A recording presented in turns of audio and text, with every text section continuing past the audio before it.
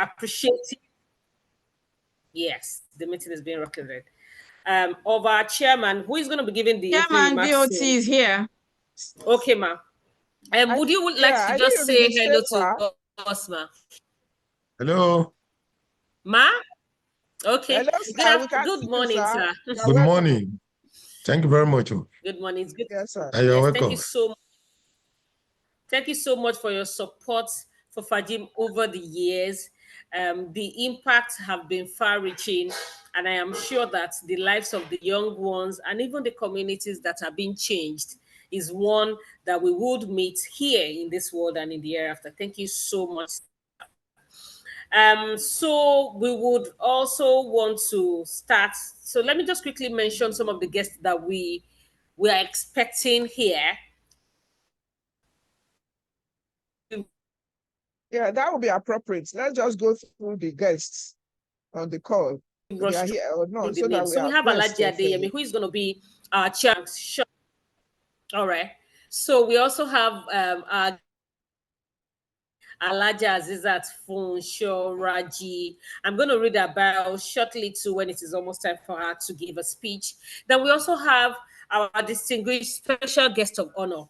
I'm proud to mention our former UNILAG Muslim alumni president, two-time president, to be specific, and now a senator of the Federal Republic of Nigeria, Honorable Shuaib Afolabi Salis. SAS. He's here with us. We also have we're also expecting, or we have distinguished Senator Sharafuddin Abiodun Ali, representing Oyo South Senatorial District of Oyo State. We have distinguished Senator Dr. Yunus Akintude. We have Honorable Dr. Anthony Adepoju. We have Barrister Olusegun Adekunle Esquire here. And then we have Dr. Olushola Ayondele, Chief Ademola Ojo, who is the current Oyo State Commissioner for Commerce Investment, and we have Dr. Bashir Oshodi, amongst the many other distinguished guests. When they come in here, kindly just indicate so that I can call you again. But for now, let us, we are Nigerians, we're African Nigerians.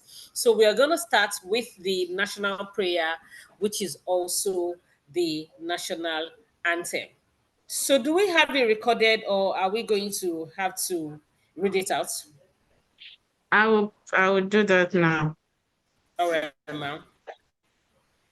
Well done, Dr. Naima. Quite appropriate. It's a loaded program. We have two distinguished senators of the Federal Republic. 5 years. Good to do.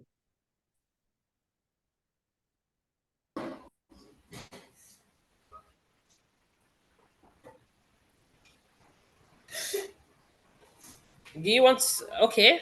Is Prof going to put it somewhere? Yes, ma'am.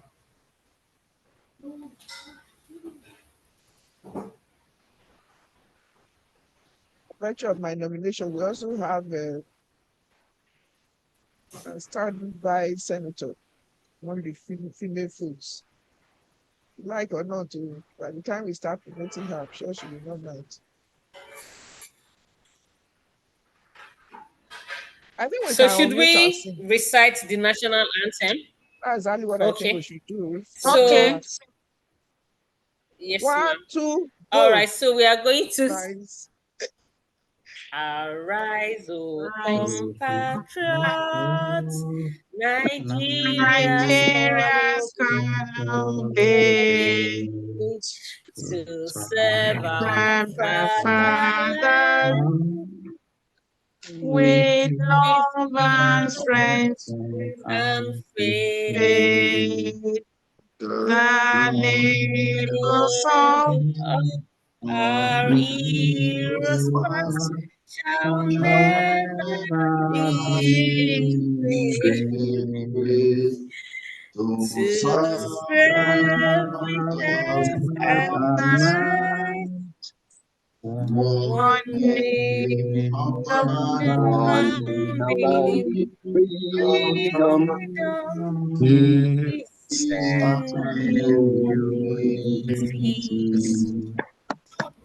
Thank you very much. Thank you very much. I appreciate, and yes, Nigeria has what it takes. Is a land of glitz and glamour, a land of great people, great nation. Happy to be a Nigerian, proudly Niger. I think the And second stanza stands so, for the without national prayer. wasting much of our time, I'm going to go to the next thing on the. Oh, okay. So, should we It's do on the the agenda, national of prayer then? course. Yes. Okay, To so please, God ma, of let us start. Oh creation, God of creation, Nation, direct thy reign of us, thy guide us, guide. and lead us right. Help you the truth to know. In love and honesty to grow just and true. Great love fills out, fill the nation. where is Justice great. Nice one. So we are all patriotic Nigerians. We know the two national anthems, the two verses or stanzas. So, Dr. Naima, over to you for the best All right. item of the agenda. All right. Thank you very much, Samina. So we would move now to the next thing on the agenda, and that is the welcome address by the chairman and board of trustees of FAJIM Foundation. Alhaji J.A. Abdulkarim. Over to you, sir. Thank you so much for your support over the years. Like I mentioned, it's been a very long journey, which we have not stopped on yet, and may the impact be far-reaching. Over to you, Alhaji Abdulkarim. Thank you very much. Good morning to us all. Good morning, sir. Good morning, sir. The special guest of honor, distinguished Senator Shuaib Afolabi Salis, Senator representing Ogun Senatorial District of Ogun State, Honorable Anthony Adepoju, Member, House of Representatives representing Ibarakwa Central and Ibarakwa North Federal Constituency, the father of the day, Alh Rafiu Ebiti, the mother of the day, Hajia Azeezah Raji, members of the BOT, and members of the management of FAJIM Medicare Foundation, other institutional guests who have joined us, the scholars and awardees, distinguished ladies and gentlemen. It is with great pleasure and a sense of profound achievement that I stand before you today as we commemorate the 5th anniversary and scholarship award ceremony of FAJIM Medicare Foundation.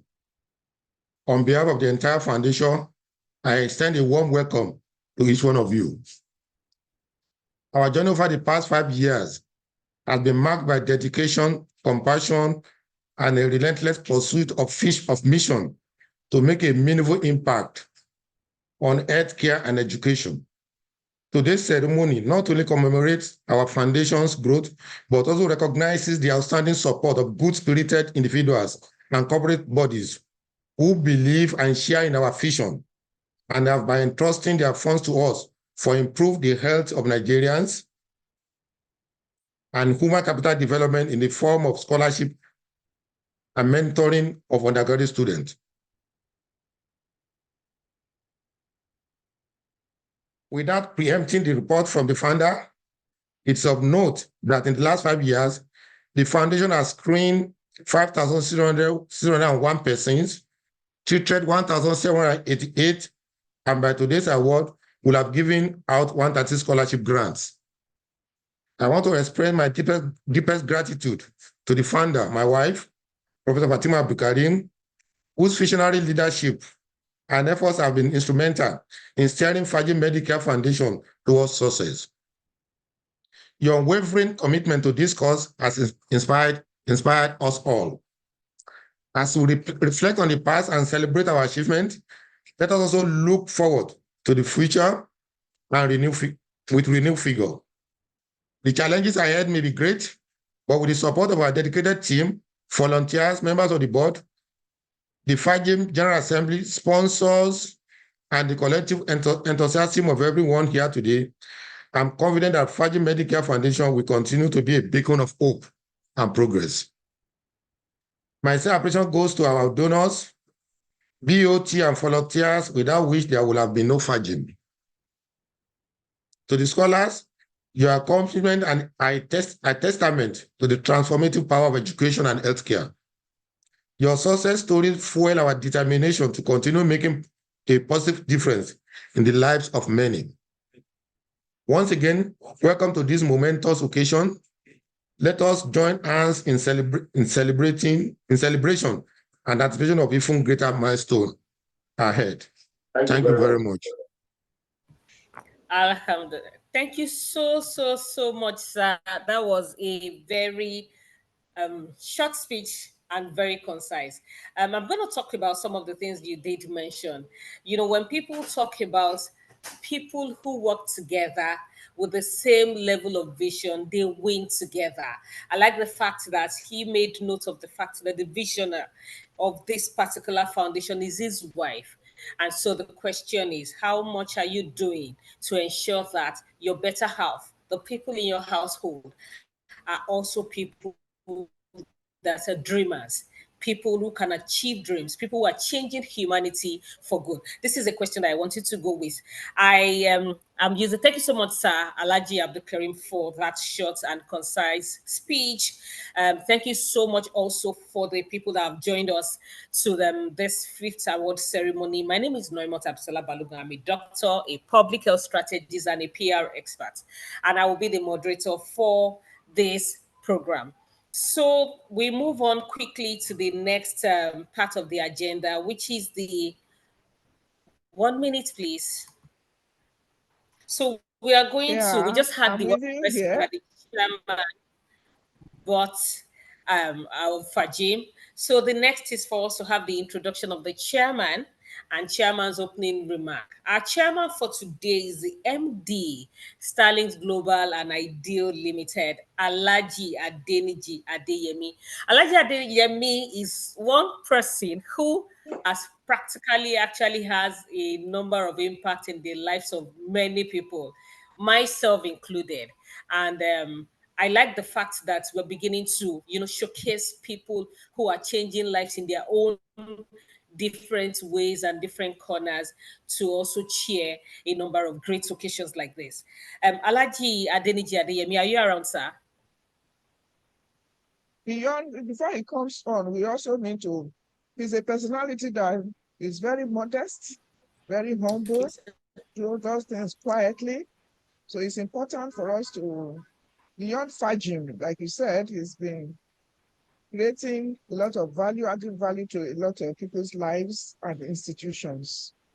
So we Especially try when to it comes to, yes, especially when it comes to education, Sister Amina. I remember when I needed to do a presentation in California 2019. It was a presentation on waiting room. Alhaji Adeniji was really instrumental in my going to California and coming back, because for him, like he said, oh, this is educational, and you're a female and you want to go and present in a world rated place, definitely you should go. So really, his impact is one that cannot even be quantified. May God bless him and his entire household. immensely. Over to And you, then sir he Alhaji believes in Adeniji that Adeyemi. whatever the right hand gives, the left should not know. That is what is highly meritorious in the sight of God. So, sir, Yes, MD thank you. Starlink, over to you for your remarks. We appreciate you. I'm sure God appreciates you more.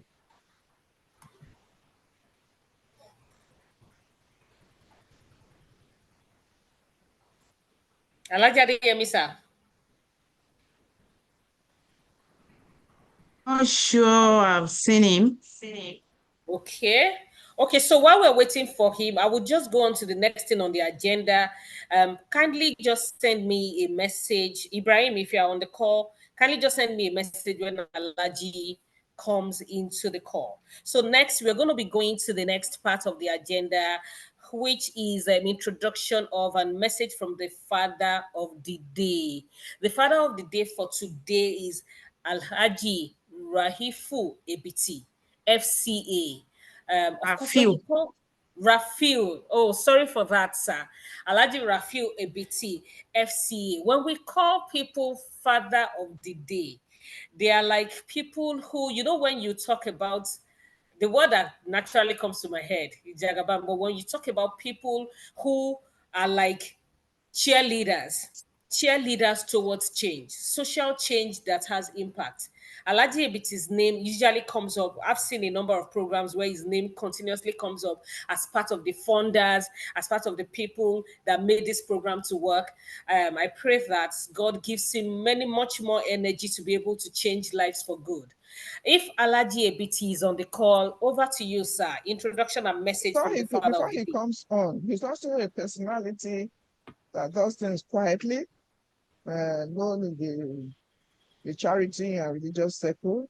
He belongs to several associations where he needs to add value.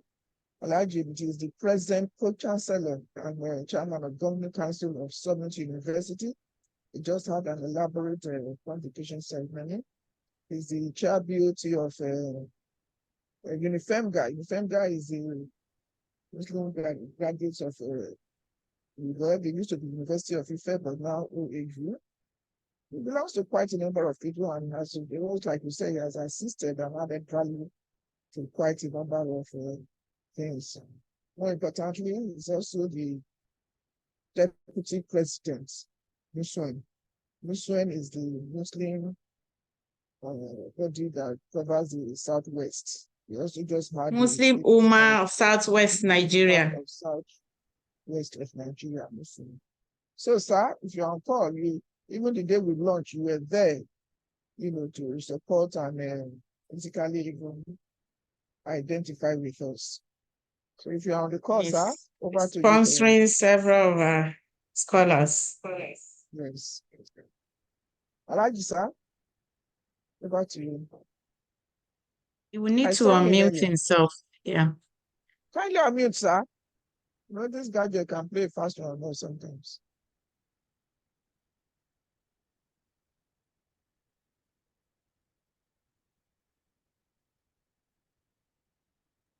Alhaji Rafiu Ebiti, sir, kindly unmute and talk to us. I saw him on the chat earlier. He was in earlier on. Yes. Maybe he dropped. And continue. Can somebody call him? Maybe he was looking for us to formally start. We can't have our guests joining us.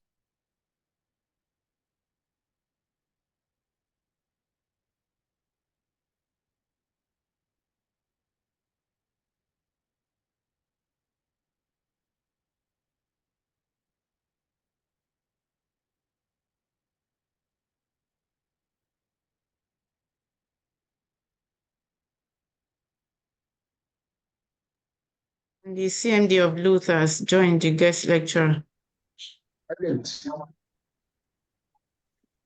are waiting for you on the FAJIM thing. Oh, yeah, join. You have been called. You are analog. You are analog. Hello? We appreciate all those.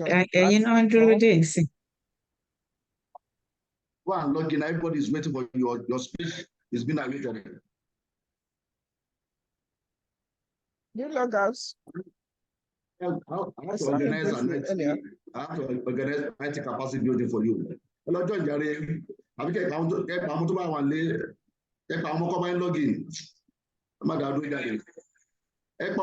Jenny, I'll move on to the next item.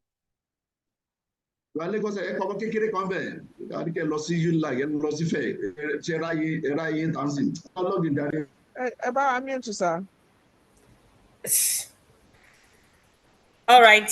So while we wait for Alhaji Ebiti, we are going to be having the report of the journey so far in the last 5 years.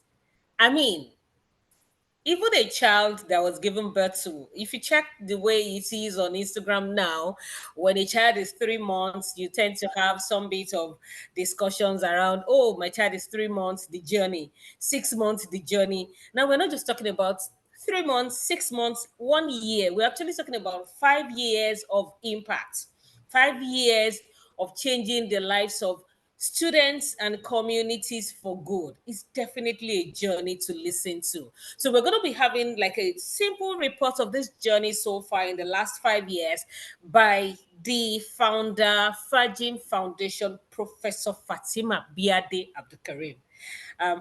Professor Fatima Biade Abdulkarim. If we decided to start reading the citation today, we would not leave here. But let me just put some part of it here. That for the day. Oh yeah, oh my God.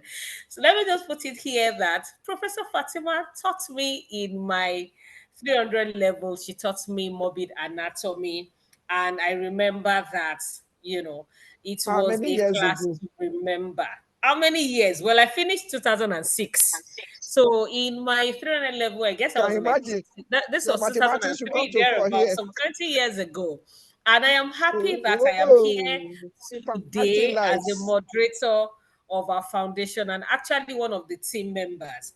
It shows how much impact life is made, even when we do things just from the class to the community. Thank you so much, Professor Biadi. Over to you now to give us the journey so far. Thank you very much, Dr. Naima and Hajia Amina. Thank you. The special guest of honor, distinguished Senator Shuaib Afolabi Salis, the chairman of the occasion, Alhaji Adeniji Adeyemi, the MD of Starlink and Starlink Global and Ideal Limited, the mother of the day, Hajia Azeezah Raji, the father of the day, Alh Rafiu Ebiti. I think the guest lecturer is also here, the guest lecturer, my CMD, Professor Wasiu Adeyemo, the Chief Medical Director of the Lagos University Teaching Hospital. My brother is also here, Honorable Dr. Anthony Adepoju, member, Federal House of Representatives, that is representing my local government, Ibarapa Central and North, Ibarapa North Federal Constituency in the National Assembly. I'm not sure whether distinguished Senator Sharafaddin Ali Abiodun is also here, and the distinguished Senator Yunus Akintude. My husband, Alhaji Jami Abdul Karim, the members of the BOT and FAJIM scholars, our donors, our volunteers. I welcome you to this 5th year anniversary of the founding of FAJIM Medicare Foundation and the 4th award ceremony. FAJIM was incorporated in 2018. And by the way, what does FAJIM stand for? We looked at the fact that one has come this far, going through several hurdles to get to this position. And the country and the community, it takes the whole community to raise an individual. And that is the person is standing or sitting before you. And we said, what can we give back to the society? Society having produced, having worked hard to make us who we are. And so we looked at the fact that the problem of healthcare is because of ignorance, squalor, and shortage of personnel. So we decided, how do we go about it? So we founded this. So FAJIM stands for, looking at the first name of my family members, Fatima, Al-Amin, Jamil, Ibrahim, and Mariam, Medicare Foundation, and was incorporated in 2018. And the vision is to be a foremost non-governmental organization committed to improving the health status of Nigerians with emphasis on the underserved community.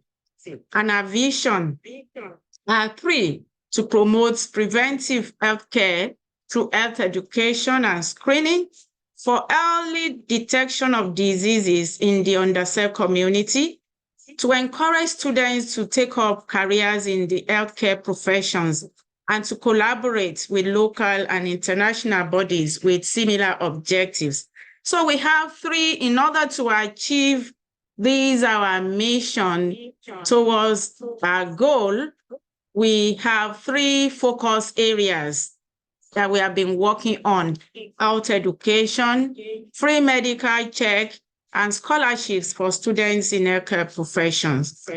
In the last 5 years, at a glance, this graph bar chart shows what we've done, having screened over 5,000 people in and around Lagos, Ogun, and Oyo states, given free at some of those outreaches, we give free treatment and provide drugs, at the end of which we refer those that need further care. And by today, we'll have given 136 scholarship grants to students studying medicine, dentistry, pharmacy, physiotherapy, and so on. So what's our sources of fund? How do we get funding for this? Funding from the founder and her family, donations from corporate organizations and individuals, zakat donation from corporate organizations and individuals, and then from friends and colleagues, we get pro bono services.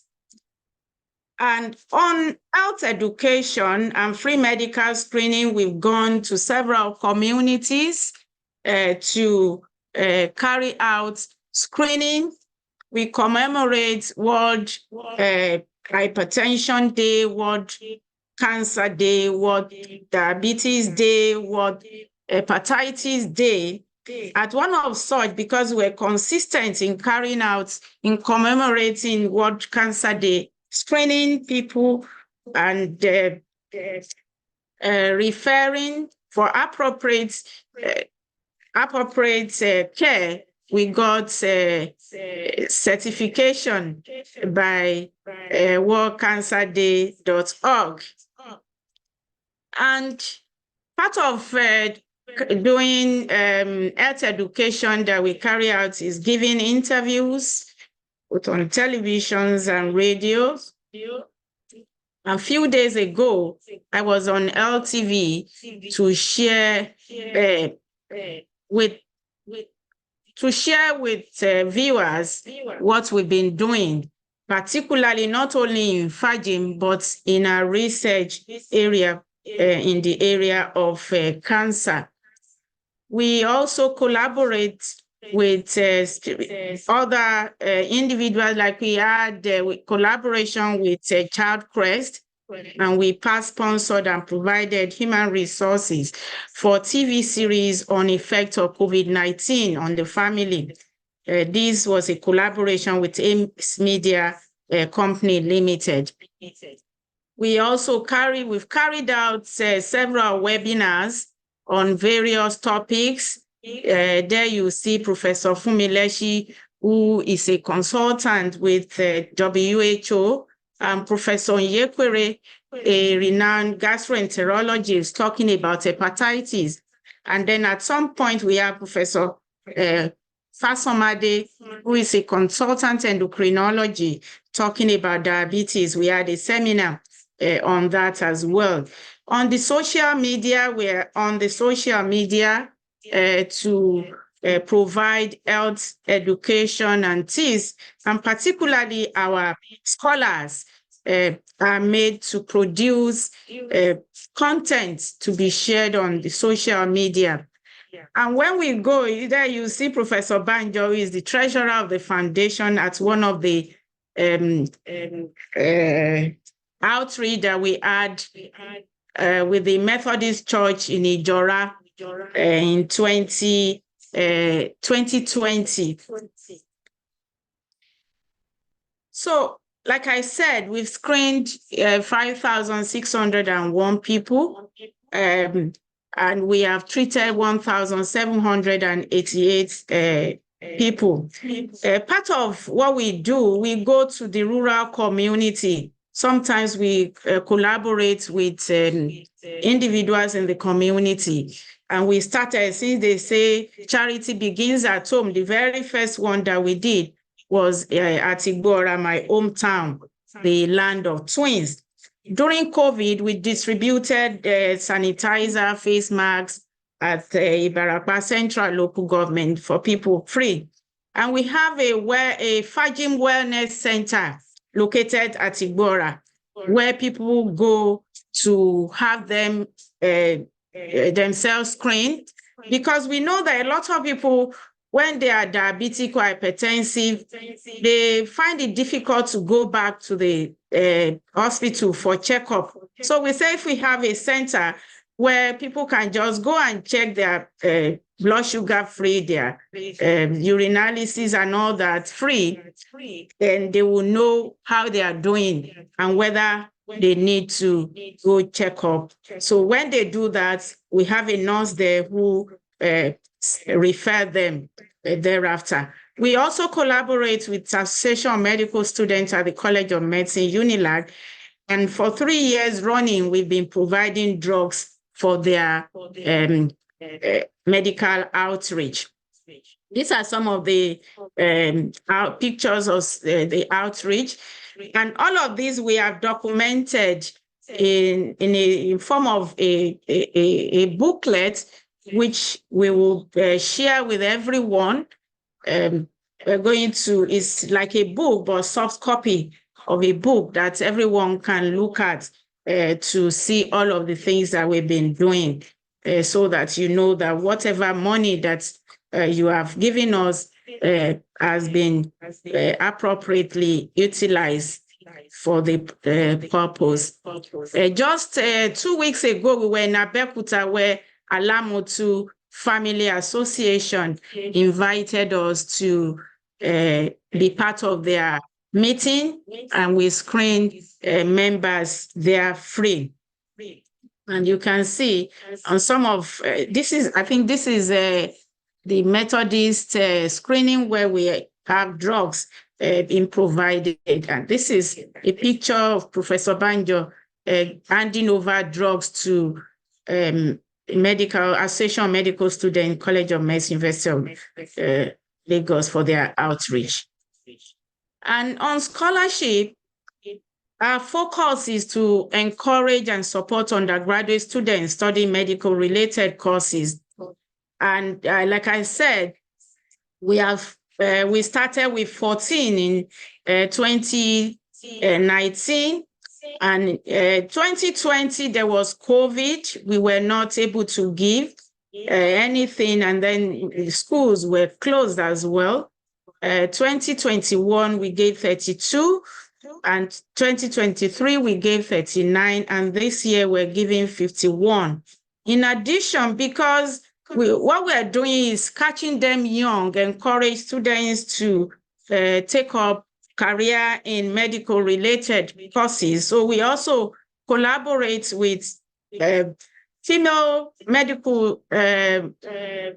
Muslim doctors who have extramural class in Idiaraba. So we are sponsored to date 17 of their students who are being prepped to be able to pass WAEC and JAM to get admission to study health-related courses. In addition to giving token, before now we were giving 100,000, and it is for them to utilize it for academic purposes. Those times, at that time, there was no tuition fee. But now that they have started paying tuition fees, starting from this year, we're giving 150,000. But in addition to that, that's just the tip of the iceberg, because our aim really is to mentor them. So we have a mentoring program for all our scholars. We have virtual lectures that are delivered to them by invited speakers quarterly from various fields. But we're not really so particular about the medicine, but we're particular about, you know, a holistic human being, for them to come out of school and be useful to the society. We want them to be able to give back to the society. So we teach them nation building, volunteering, and so on and so forth. Soft skill, what other skill can they undertake? It's not just about getting high grades in school, but about, you know, being able to be useful to themselves and their community. So we also encourage them to prepare content. So they are divided into groups. So every month we have each group, you know, so they work in groups. Each of the group prepare content, and we have themes for each month that they are supposed to prepare content on to share on social media. They also participate in medical outreach, especially those of them that are around. When we were at Igbora, we had some of them came from Ife, some of them came from UI to come and join us in Igbora at that time. And as of today, we actually not 6, we have 8 scholars that have graduated, and you know, they talk in glowing colors the impact that FAJIM has had on them. And these are some of the scholars. This is Onolapo John. This is Rafia from LASU. And who is this? I can't remember the name. This one of them again, who joined us as Igbora during the outreach there. And these are some of the contents that the scholars share. They are made to prepare short video, 1-minute video on these different themes that are health related that we share on social media. And a lot of them, you know, are being exposed to that for the first time, and they find it very exciting. And these are the pictures of the 51 scholars that we are giving award today. And this is the name.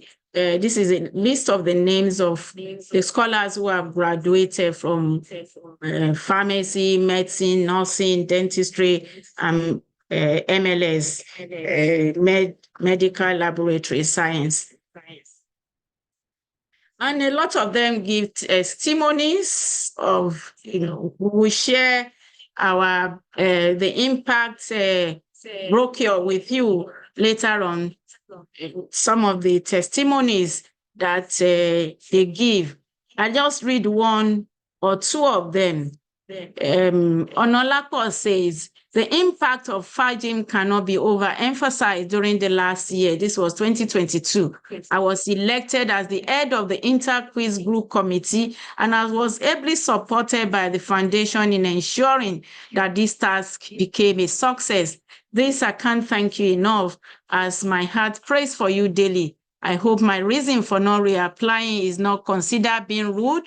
It is to ensure that we are being taught to put into practice being taught to put into practice what we're being. This candidate was supported in the very first year, and by the third time, he did not reapply, because we tell them to reapply, and then we ask for some things before we now renew. So I was bothered why he did not reapply.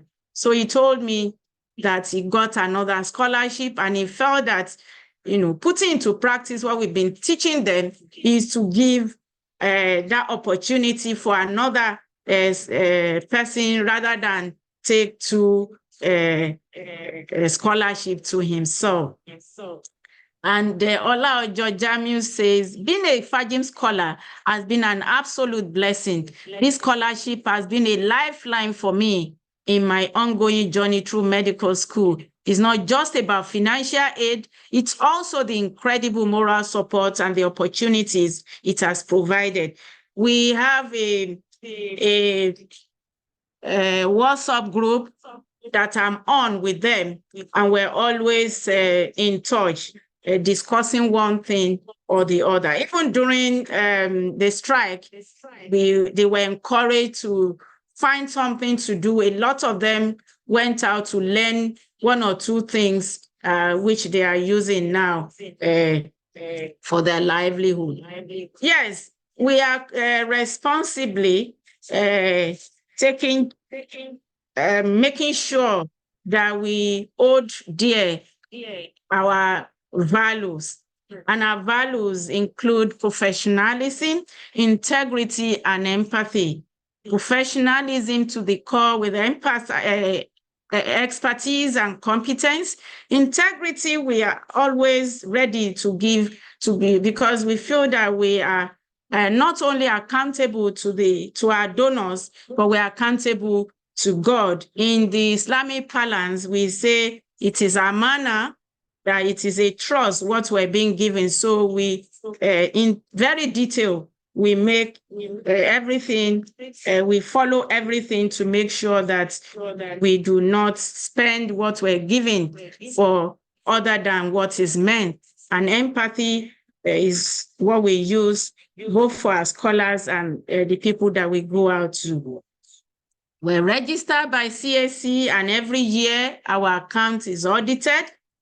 From 2019 to date, we have up-to-date audited accounts, and we file our annual returns with CAC. Acknowledgement and appreciation letters are written and sent to our donors, and we keep a donors list. And these are some of the CAC filing of annual return and all our legal papers. We have a donors list also. A few names have inadvertently been omitted here. I beg those people to please pardon us. We have NGOs, we have corporate organizations, public, spirited individuals, resource persons and guest speakers at our events, board of trustees, and FAJIM Executive Committee. Some of the names that have been, and in fact, these are names that are so dear to my heart, those names that have been omitted in that list. We're going to update it before we print, we'll do another print, updated print of the brochure. The Criterion Lagos District, Professor Habib and Barrister Khadija. Barrister Khadija actually was the one that produced our, the registration, was the one that did the CAC registration of FAJIM for us. Honorable Salvans Muraino is from my local government, and a colleague, Mr. Tunde Enyade and family, my in-law, and Tunji Olani Pepe too. So, like I said, that we collaborate with individuals. So you can invite us to come to carry out screening for your community. We'll collaborate. We've done that with the Criterion Lagos District. We do it yearly during their seminar. Kwako Development Forum in Igboora Methodist Church, Harmony Estate Community in Ikorodu, Glorious Islamic Center, Alamutu Family Association. We thank you very much. Most of the time, you see, there are letters appreciating us. Well, we document and keep all of this for record. And I mentioned that we receive pro bono services from family and friends. Ali Oluwafu Bishomi Onibon Chartered Accountants have been carrying out our audit pro bono, Khadija Followinshaw Legal Firm, and of course the specialist laboratory. These are members of some members of the board. See Dr. Rohim, Professor Milabu, Alhaji Abdulkarim, myself, Noimo, Professor Banjo, Alhaja Mutiat Hassan, and Alhaja Amina Muhammad. This was our very first inaugural meeting of the board, and Mariam standing or so appreciation to all of us.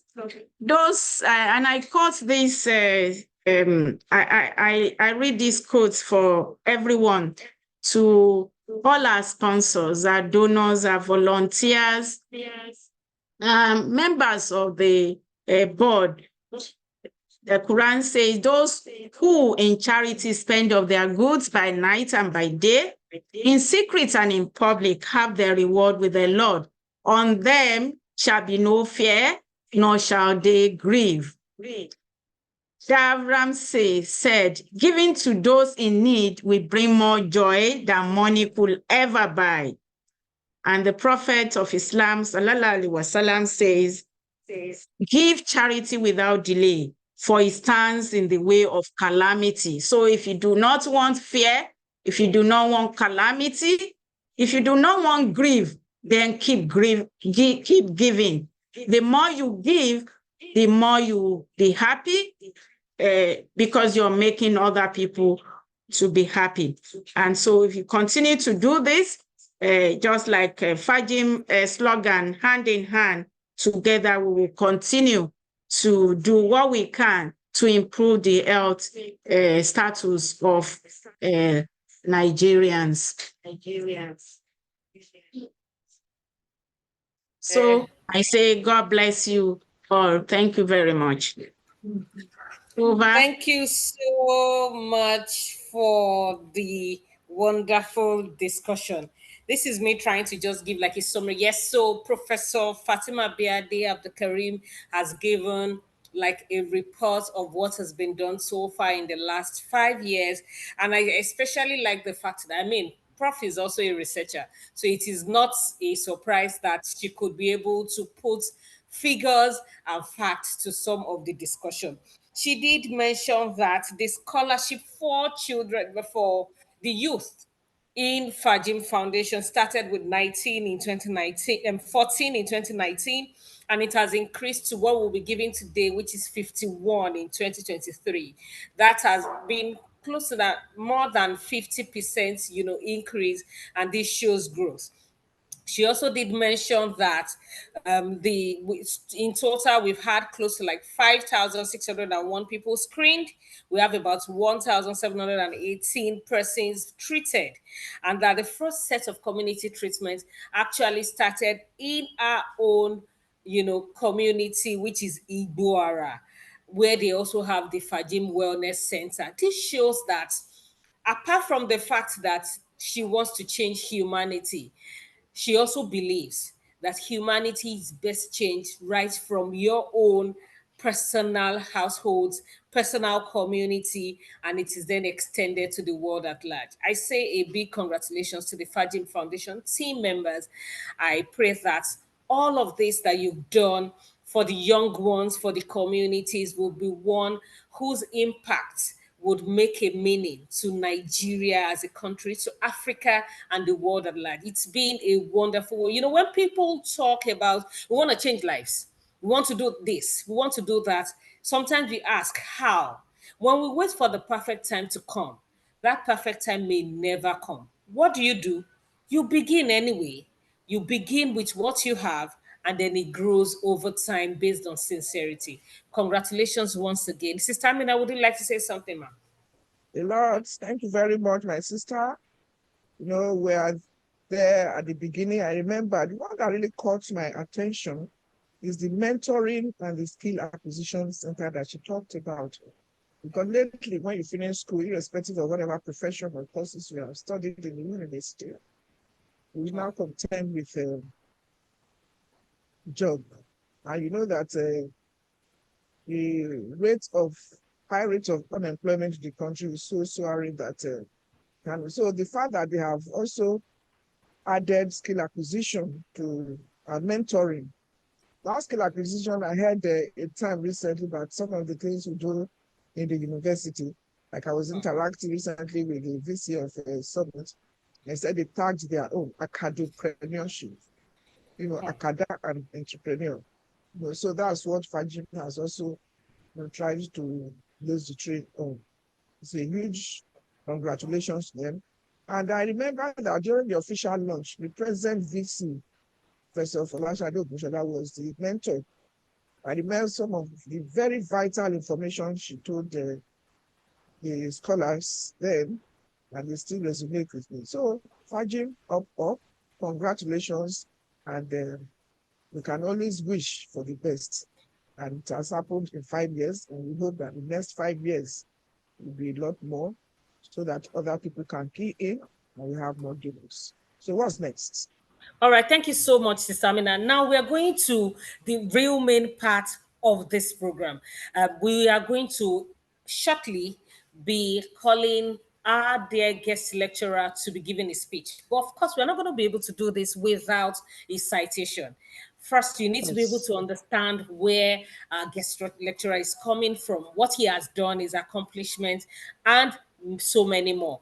Before Ibrahim Abdulkarim comes on stage to read the citation, let me also mention, let's just say this is Famzi, that Professor Adeyemo taught me dentistry in many of my classes till I finished school. So So he's it's a not just medical a lecturer here. He's someone who has had direct impact on me with regards to my own first major, background in health sciences. Over to you, Ibrahim Abdulkarim. Please read the Sorry, before citation. Ibrahim comes on, we skipped a program. I'm not sure if Alhaji Ebiti is on now for his remarks. Because I know that he's also quite a busy. Is he on now so that we take his short remarks before we and the chairman? And the chairman, Alhaji Adeyemi. Are they around now? Yes. We have 73 people on the call. Alhaji Adeyemi, are you around, sir, to give the chairman's opening remark again? Somebody is using Samsung. I won't know who the person is. And Alhaji Ebiti, if any of the two of them are around, kindly just notify so that we'll be able to. Good afternoon. Good afternoon, sir. This is really wonderful. I'm sorry I didn't join on time. FAJIM, Professor Abdulkarim, and the board members, you have done very, very well. Thank you, sir. We are very proud of you. We are honestly very proud. This is wonderful. Giving back to the society is one of the cardinals of what that everybody should be looking at. The opportunity came and they utilized it. Selflessness is one of the things that every human being should imbibe. Giving back to the society is not just a virtue, it is a necessity. That's the essence of the creation. So we are happy that you have been able to put this thing together. Today is the first time I understand the FAJIMs. Today is the first time I was able to understand where you are coming from. And I will encourage everybody to please give more to this. This is what they are doing that most of us will have not been able to do. Maybe because you are in the medical profession. And again, just a side talk. Somebody said because somebody came from Ife, that's why he was not digital literate. That is not true. We are better in Ife. That's why we have been able to produce Ibinu, who is the leading AI professor in Nigeria. Thank you very much for coming, and thank you very much for having me. Thank you. Thank you so much, Alhaji Alhaji Adeyemi, for that short remarks. Alhaji Adeyemi, like I mentioned earlier, is the MD Starlink's Global Limited and is also the chairman of today's program. Thank you so much for having us. Is Alhaji Ebiti here, sir? If he is here, kindly just let me know so that I can give him the opportunity to also give his speech as a father of the day. But if we are still waiting for him, so we need to move to the next line of activity, which is the citation of the guest lecturer, Professor Wasiu Adeyemo, a professor of oral and maxillofacial surgery, the University of Lagos, and the current chief medical director, Lagos University Teaching Hospital. Dr. Ibrahim Abdulkarim, over. Thank you, Sister Naima. All protocols duly observed. I will be taking the citation of our guest lecturer, Professor Wasiu Adeyemo. Professor Wasiu Adeyemo is a professor of oral and maxillofacial surgery at the College of Medicine, University of Lagos, and consultant oral and maxillofacial surgeon in the Lagos University Teaching Hospital. He is presently the Chief Medical Director of the Lagos University Teaching Hospital. He was the Chairman Medical Advisory Committee LUTH from 2019 to 2023, and Deputy CMAC Research and Training for 4 years between 2014 and 2018. He had earlier served as Chairman Security Committee of both Lagos University Teaching Hospital and College of Medicine, University of Lagos, between 2008 and 2014. He was the first to occupy the newly created position of Sub-Dean of the Faculty of Dental Sciences, College of Medicine, University of Lagos, from 2010 to 2012. Professor Adeyemo holds a PhD in molecular biology of jaw augmentation of the University of Cologne, Germany. He also holds a certificate in genetics and genomics of the Stanford University. He is a fellow of the National Postgraduate Medical College in Dental Surgery, a fellow of the West African College of Surgeons, fellow of the International College of Surgeons. He is also a fellow of the Nigerian Academy of Medicine Specialties and fellow of the Nigerian Academy of Medicine. He was awarded the 2018 Gold Medal Prize in Life Science by the Nigerian Academy of Science for his significant scientific achievements in using the cutting-edge expertise of molecular genetics to understand the basis of environmental etiology of cleft lip palate and craniofacial defect in sub-Saharan Africa. In 2023, he was awarded the Fellowship of the Nigerian Academy of Science, the highest honor in the Nigeria's science community. In his efforts to improve his leadership and management skills, he enrolled for a 1-year executive certificate course in surgical leadership at the Harvard School of Medicine between 2018 and 2019. Surgical leadership course is designed by Harvard University for surgeons seeking to acquire the non-technical executive skills needed to step into leadership positions and excel as heads of departments, divisions, projects, and institutions. He also attended the Policy, Strategy, and Leadership Course 40 of the National Institute of Policy and Strategic Studies in Kuru in 2021. He equally holds a Master of Public Administration of the University of Lagos. He is a member of the Management Board of Lagos University Teaching Hospital from 2019 till date, and a member of the Court of Governors of the College of Medicine, University of Lagos from 2021 till date.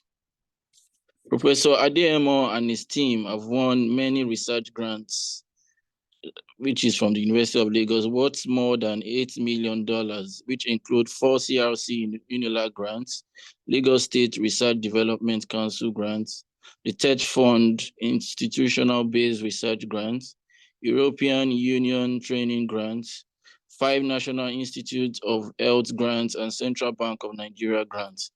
He and his team have also attracted treatment and training grants worth more than $1 million to the Lagos University Hospital since 2007.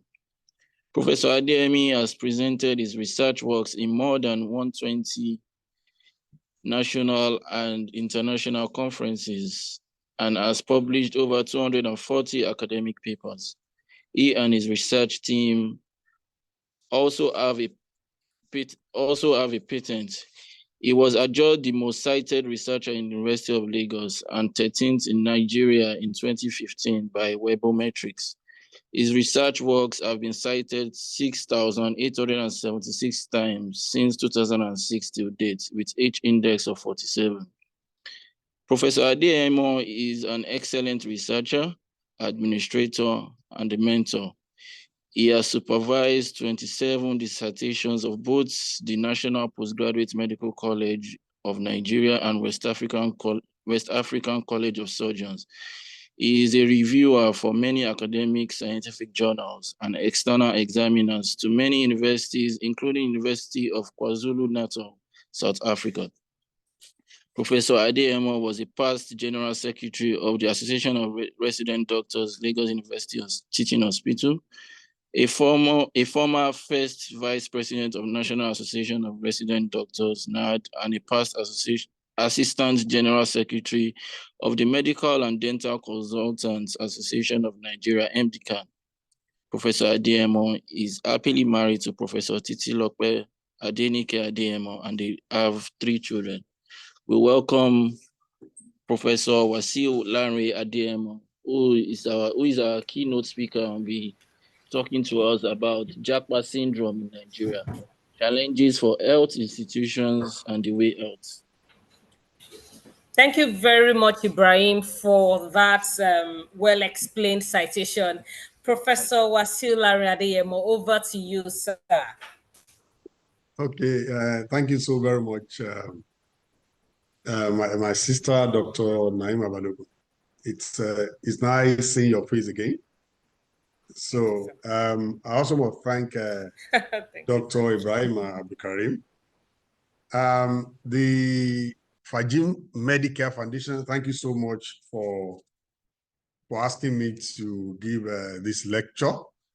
But before I do that, I must also acknowledge so many distinguished people here. And Alhaji J. Abdulkarim, thank you so much for what you do and your family.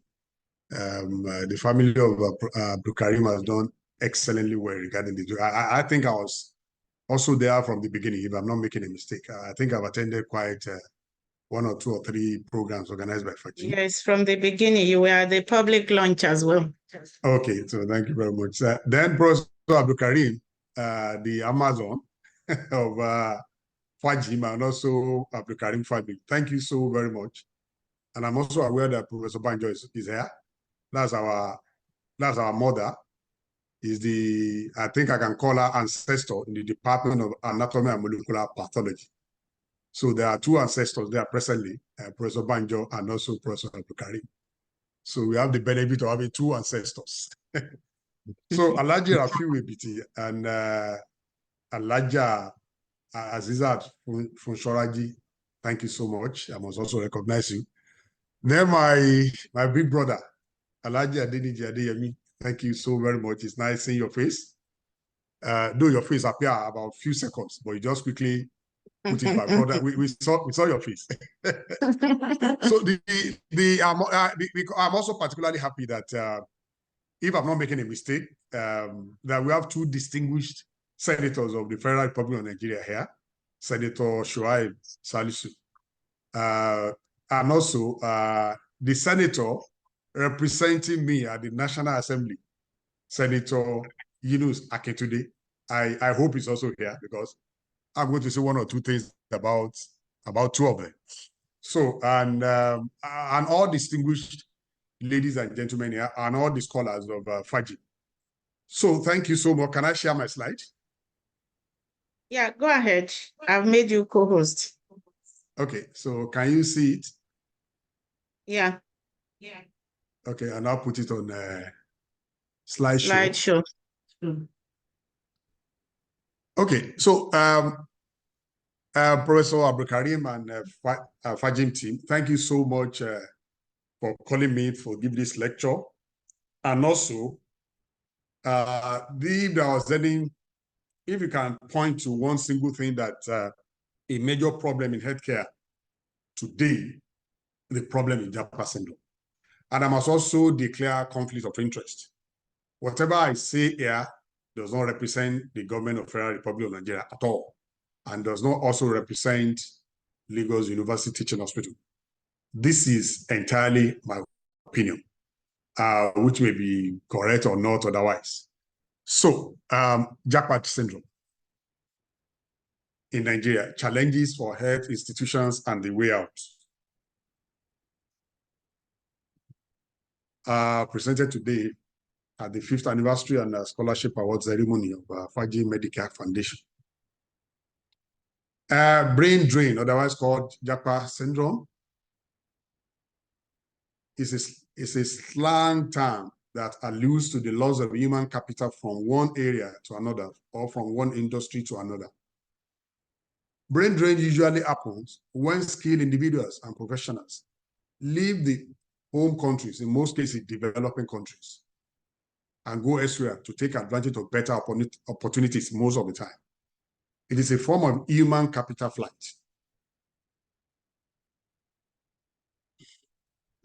Okay, the slide is not, okay, just, okay. Human capital flight is the immigration of individuals who have received advanced training at home. The net benefit of human capital, which you can consider positive, for the receiving country are sometimes referred to as brain gain, whereas the net cost, that's the negative effect, for the sending country are sometimes referred to as a brain drain. Because in Nigeria as of today, what we have essentially is negative effect. It's not that we don't have some pockets of a positive effect, but essentially what we have is negative. That's why we call it brain drain. The term brain drain was coined by Royal Society to describe the emigration of scientists and technologists to North America from post-war Europe. Another source indicates that this term was first used in the United Kingdom to describe the influx of Indian scientists and engineers.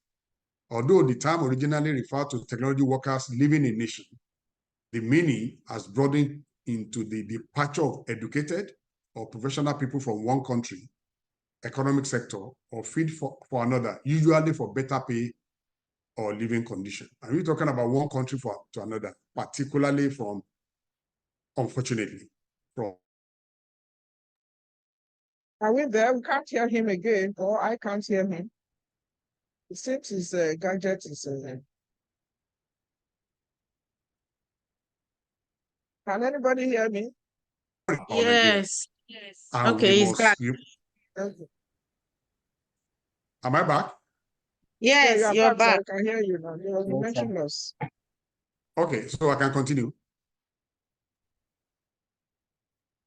Yes, please. Okay, so you are able to hear me to this point, isn't it? Yes. Okay. Thank you very much. Brain drain for Nigeria is named Japa, meaning run or to flee in Yoruba. That is what Japa is all about. So Japa syndrome in Nigeria, as it affects Nigeria. At this level that we are, because we're in a very, very dire situation, in my own opinion, enough of blame game. it is also a very complex situation. We must all find solutions. All our hands must be on deck if we are going to solve the problem. What I see on internet or social media is everybody is talking about government, particularly federal government. Yes, particularly federal government. But there's no way we are going to solve JAPA syndrome if the only focus is on federal government, because the causes are multifactorial, and we must understand it. All of us do have a role to play. What are the factors? Essentially, all of us must have heard about pull factors and push factors. Pull factors are those factors from outside that are pulling our people from Nigeria to develop, particularly.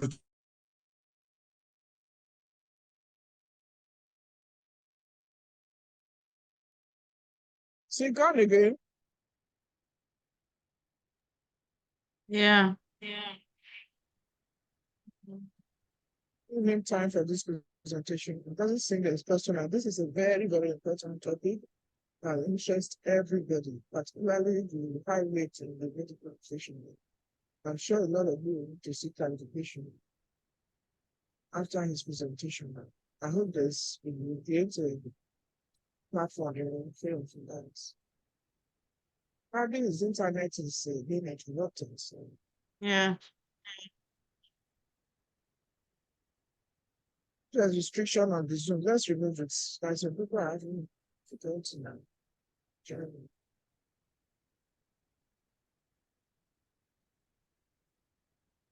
They call me around so that usually for programs like this, I always put out two gadgets, thin face. If you're needed to follow.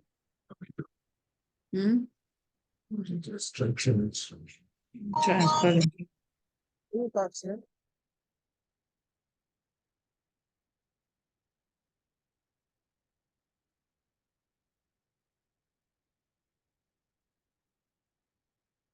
We should actually encourage us to be on audio alone so that the internet connectivity can be boosted. Let's meet our video.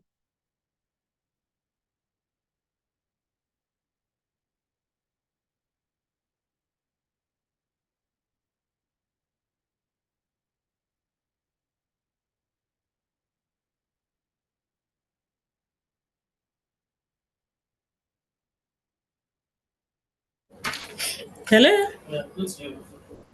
Hello? Hello? Hi, ma'am. Okay, I think we lost him again. Oops.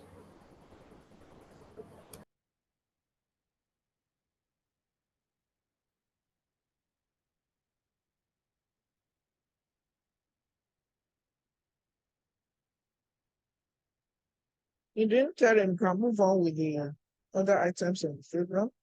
Maybe we should take All right. Okay. So while we wait for our guest lecturer to come back online, can I just also mention again that a quick one? Let me quickly use this opportunity to recognize our distinguished guests of honor. We have Senator Sharafuddin Abdul Rahman Ali. I also know that Barrister Olusegun Adekunle. Okay, is he back?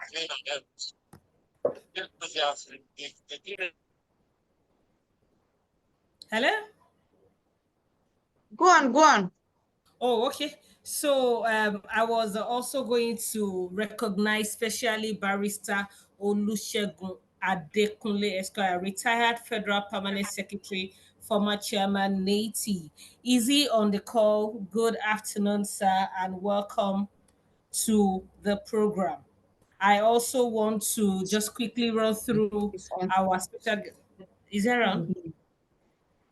Okay, so also a very big thank you to Dr. Olushola Ayondele, Chief Ademola Ojo, Dr. Bashir Oshodi, Senator Dr. Yunus Akintude, and every other person present, our professors, our doctors, our distinguished so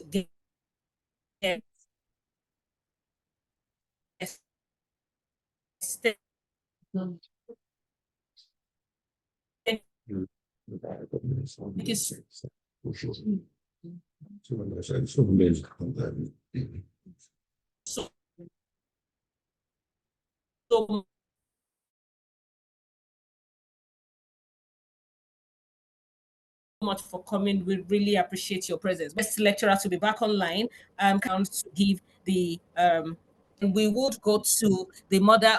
Is she around online? Alhaji Raji, are you around, ma? Sorry, yes, please. Sorry, I'm back. Oh, okay. Technology. All right. Technology is okay, no problem. So the CMAC, so Technology now does not know CMD. as Can you imagine?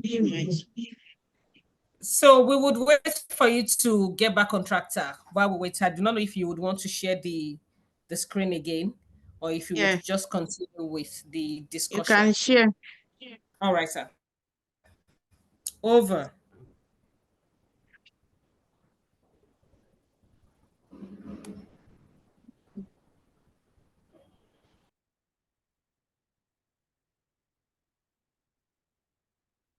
Okay, that's where we were.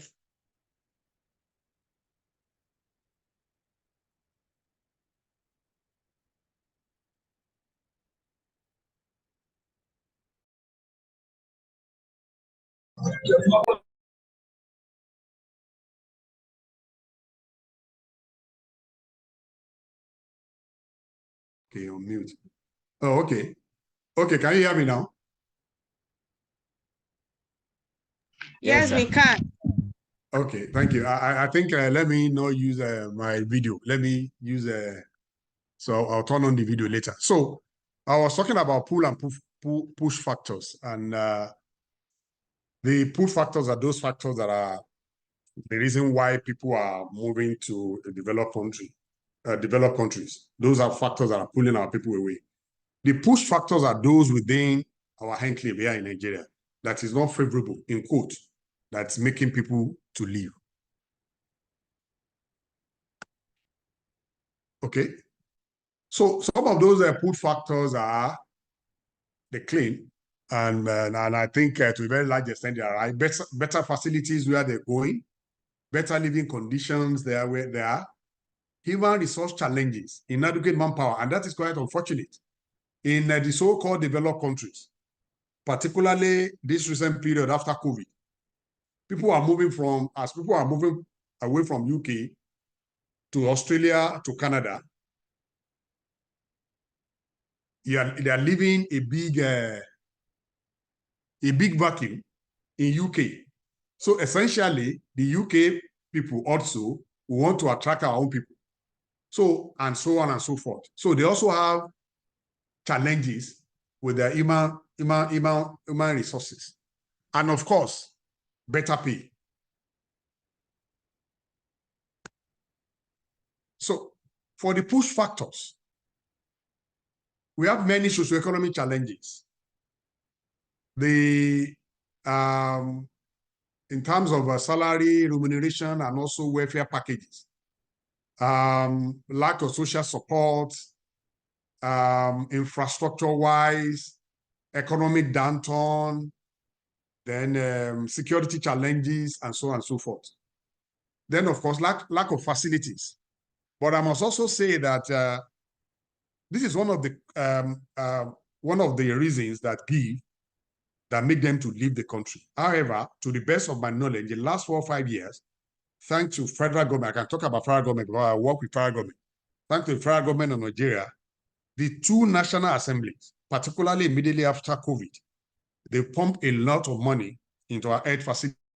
So before, we were talking about no lack of facilities. Now we have facilities and people are still moving out. If you look at the example of Lagos University Teaching Hospital, LUTH that you know in 2015 is different from the LUTH that you know in 2023. Despite that, our greatest challenge is actually personnel. And there are several other factors. It may be personal, it may be familiar. Some people just want to go out. Like if you have a wife who insists that I don't want to work in Nigeria and you don't want to lose your marriage, you move out. The same thing applies to a husband. So several other factors. But why do we need to talk about Japa syndrome? It is important that we talk about it, because if we don't, the way things are going, like I say, the situation is very dire. I can't imagine if we do not do something in the next 2, 3, 4 years, what is going to happen to our healthcare system. We must talk about Japa syndrome so as to, because we must survive as a nation. We have over 220 million of Nigeria to take care of. And definitely the people that are living, they can't carry all their family members there. You must also understand that we need to do something about it. Because even those who are endowed, those who have money, healthcare challenges, usually they don't announce that they are coming. Particularly if you are even talking about their emergencies. Emergency is a matter of life and death. So meaning even somebody is a billionaire, you have an emergency situation. The nearest in quote abroad is about 6 hours away. So I can imagine somebody who needs to be taken care of. You need to be stabilized there. Even the air ambulance will not carry somebody that is not stable. So it is important that we sort out ourselves there. We must also let the younger ones know, I'm going to get to that. It is not doom and gloom here. There are many opportunities here. We are not doing enough to let them see and know about it. There are many opportunities. And we must also let them know that not all bed of roses are abroad too. I travel far and wide. Unfortunately, I see many of our colleagues that have been pulled or they push themselves out by so many factors that they are no more. Can you hear me? Yeah, we can hear you now. Okay. So I was talking about the reason why we must talk about Japa syndrome. Did you get that? We did. Okay, I should continue. Yes, please. Okay. So there are so many opportunities there. It is not, don't let us create impression for the younger ones that it is doom and gloom here. It is not. We must also let them know that it's not all bed of roses abroad. Many of us, we see it on the internet. People leaving their family. Like telling all whatever that they have and going abroad. I've seen quite many of our junior colleagues abroad, in the US, in the UK, they don't practice medicine because opportunities are not there for them. So it is important that we must talk about it. Let me also tell you about some experiences that we have to put it in proper perspective. The people that are applying for residency training at the Lagos University Teaching Hospital, in 2017, about 1,600 applied. In 2020, 320 applied. In 2022, about 232 applied. And this 2023, far less than 200 actually really applied. To let you know that, I remember when we left university, when I came to do my interview in LUTH, we are almost about over 2,000 because everybody wanted to be in Lagos. Everybody wanted to be in LUTH. You can imagine if people are not coming to LUTH, where will they go to? Meaning that people are actually really living. And the same thing that is happening in LUTH is happening elsewhere. A report in 2017 says that on average, 12 doctors a week move from Nigeria to the UK. Even on my table as the chief medical director, hardly will you see any week, you are not going to see about 5 or more nurses leaving the system. They just resigning. People are moving out in droves. So I'm sure many of you 2 weeks ago, it made the news. Japa 5 LUTH ward short, beds empty, says rep. The Senator Magaji came here and they did a fantastic job. They did this as part of their constitutional responsibility. And I think I must commend them for that. They saw some of the facilities that we have here, and they were really impressed. And of course, they also met with the union leaders, staff members of LUTH, and also the top management of LUTH. And major problem that we have. So you need to relocate your internet. Is getting intermittent disruptions. Okay. It's clear. It's not from the lecturer. It is not from the lecturer. It's not from the lecturer. It's clear. Maybe yours.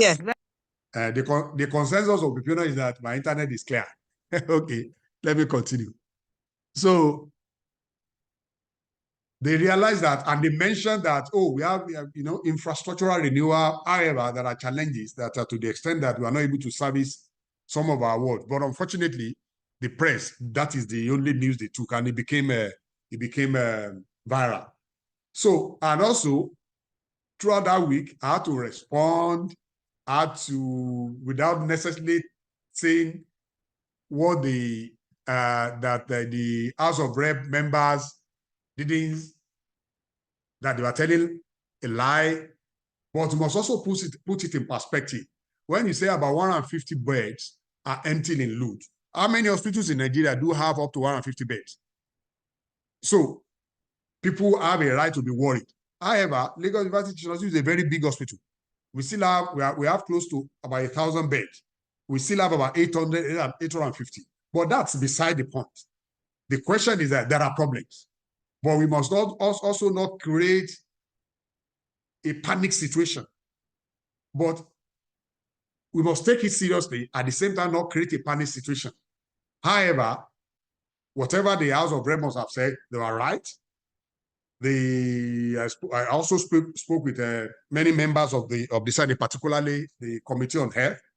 So telling us that there's a problem, and we must all hands must be on deck. So because of the problems, because that 1 week I couldn't sleep. Everybody was just calling, particularly the press, and I was worried that Nigerian press, what is the problem? They behave as if they found something new, Eureka. So I asked one of them, you are aware that people are leaving the country? Say yes. Nurses are leaving, doctors are leaving, scientists are leaving, pharmacists are leaving. So what do you think the effect is going to be in the market? The effect is going to be in the hospitals. And that is what we are seeing. So meaning that putting perspective to what we see on the internet, it's our hospitals that are going to suffer. And majority of these wards, what actually happened was that government gave us money to do a lot of renovation. We need to merge wards. But unfortunately, when we were done, when we spent the money of government wisely, we are supposed to move back to those wards. And of course, we don't have the full complement of nurses. Many of them, if you have about 30 nurses, you leave them in, you match them together in a ward. Within 6 months, 1 year that you are done, 30, and then will you be able to find 15? That is the situation we have found ourselves. I must also say that yes, it's affecting doctors, it's affecting nurses more. Because there are several opportunities for exactly the younger ones. So it is important that we talk about it. Luckily for us, the Japa syndrome of 1980 and 1990 actually carried away the top notch, the professor, the consultant. But the reverse is this case now. The number of, it's not that the consultants have not left Lagos University to any hospital, but they are not many compared to the younger ones. Younger ones, they just don't want to stay. So there's a big problem. So to now put it in proper perspective, let me give you a scenario. I was somebody distracted. So I attended a meeting with consultants and top professors at Lagos University a few months ago. And we are talking about Japa syndrome. One of the professors says, there's nothing we can do. Let them go. The other professor says, come on, please. This is not good. You can't be, even if there's nothing you can do, because at the end of the day, like I tell some of our doctors, if you encourage people to go, when you are a surgeon, it is not the government or CMD that will come and assist you. You don't have assistant in the theater. If you as an head of department, you are encouraging younger ones to go, and you are still coming to the CMD, coming to government, that you don't have enough doctors. So where are we going to manufacture them? That is a scenario. There's another scenario. Some people leave the country without postgraduate training, especially those who are moving to UK. I have quite a few of my friends that have done that, and they have very bad stories to tell. The third scenario is after postgraduate training. We also encourage, even if you are going to travel, why don't you finish your postgraduate training? Perhaps things would have been better while you are doing that. I have a couple of my friends too that left, and they're back after 5, 6, 7, 8 years. Thank God for their lives that they finished their postgraduate training. They would have been just ordinary medical officers. But I'm just trying to put this in perspective. You can see this slide. Like I said, not always green over there. Junior doctors in England to strike for 5 days from 13th of July, meaning that they have their own challenges too. It is not all, if everybody now decides to go to UK, there are enough spaces. You don't even have it there. Many of them ending up doing something they never imagined in their life that they'll be doing. They've spent 7, 8 years to practice as doctors. Some of them were lucky to have had their postgraduate training. They get to UK or US, they can't find any job. It's only those who are making it that we are here for. So you must also let the younger ones know that it is not all bed or roses there. You see people packing their belongings, selling 2, 3, 4 houses, borrowing money to relocate, and they are stranded. I'm sure many of us must have seen the one that went viral regarding in Canada. In Nigeria, also died right inside I think snow or something like that. Let me now talk back to scenario 1 that they gave about encourage. It is important for us to encourage our people to stay, to also give them the opportunity to look for opportunity to, give them options. People are doing well, both in public and private hospitals. They also have many opportunities in academics and research. Many of our people are also doing well. There are so many, in terms of research in Africa and Nigeria, we have not even scratched the surface. So many researchers, particularly Nigerians abroad, they want to collaborate with us. So there are opportunities there. There are also very long opportunities in basic medical science that we are not taking. We need to engage the younger ones and encourage them. Even if we encourage 20 and 10, stay. It's something. But we as leaders, I'm talking to those of us that are professors here, that are doctors here. Let's encourage them. Let's encourage them to stay. Because the truth of the matter is, if we don't, how do we reproduce ourselves? I know there are challenges, but I believe that it is something ephemeral that we are going to get. We were there some 40 years ago, though not as bad as this. We are still going to get. I know that the government is doing a lot in terms of, at least I have interaction with the Ministry of Health and also the 2 National Assembly. Jackpot without postgraduates. Anybody that is leaving the country without postgraduate training, it's very unlikely that you're going to find your feet. You also must let them know that. None of these young graduates should be pushed to take decisions that will hurt them, as seen in scenario 2 that I said after 8 years, they are back, and they are juniors, and they are mates or juniors that are here, they have really moved on with their lives. We need to mentor them. We need to mentor them. What I'm saying in essence is that in the situation that we have found ourselves, we can't say we are indifferent. We have a population of over 200 million to take care of. We have a system to run. Sorry about that. We have a system to run. And nobody's going to come and help us. Then generally, let's talk about way and solution. There are so many things on the internet space as in the way we are going to solve this problem. But I must tell us that it is very complex. That's why I say enough of blame game. By now, we should have sat down together and decide exactly what we are going to do the next 6 months, the next 1 year, the next 2 years to combat this menace. We need to produce more healthcare professionals, no doubt. And I've had Dr. Alausa and Professor Patti mention that even yesterday, Dr. Alausa was in Lagos. Dr. Alausa is the Minister of State for Health. Mentioning in the next year we are going to admit many more. However, you must also understand that our universities, many people are leaving. So it is now more important because we want to produce more. We must also retain many to be able to produce more. One major reason that people leave is because of money. You must find a way because that is one of the ways we solve the problem of the 1990s. When you're talking about 4% increase in salary, MSSD, MSS that, circular this, circular that. People need to survive. So, and also, welfare packages, increased funding. This 2024 budget, I'm aware that in terms of a percentage, it's actually better than the last few years.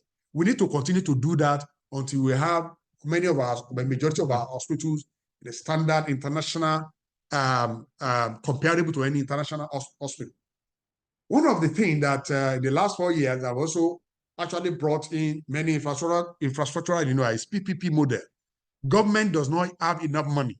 Just like elsewhere, you must encourage the public-private partnership. That will also make sure that not only that the facilities are available, you also employ so many people. National Assembly has a very big role to play. And I believe that they are playing that role. They must also go ahead and realize that we are in a dire situation. I'm going to get to some of my suggestions. So National Assembly has a role. National Assembly is very big. They are very powerful. And I know that the funding that we have seen in the last 4 or 5 years were not only a creation of the executive, but also the creation of the 2 National Assembly. I must give them kudos for that. What about the role of government? More emphasis has been on the federal government. And I'm aware that healthcare is on the concurrent list. Our state government and our local government, they must be responsible. General hospitals, how many states in Nigeria have standard general hospitals? How many doctors, specialists want to stay in maybe Ogbomoso local government or Badagry General Hospital local government? Because there are no facilities there, or even in terms of accessibility.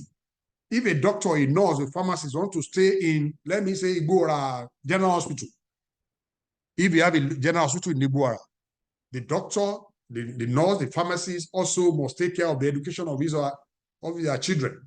So in terms of infrastructure that will support their stay, it is important. We must have at least well-equipped DH in all local government that with accompanied infrastructure that will support the stay of a healthcare professional. I've spoken about infrastructure, road network. If people are able to move between here and Ogbomoso and Igbora within a space of 1.5 hours, they can stay in Ogbomoso and they know that anytime they want to move to other areas, they have. So that's what happened elsewhere. So what about welfare packages? There are several that we must also put in perspective. The state must also be, that is one of the major problems. The state must also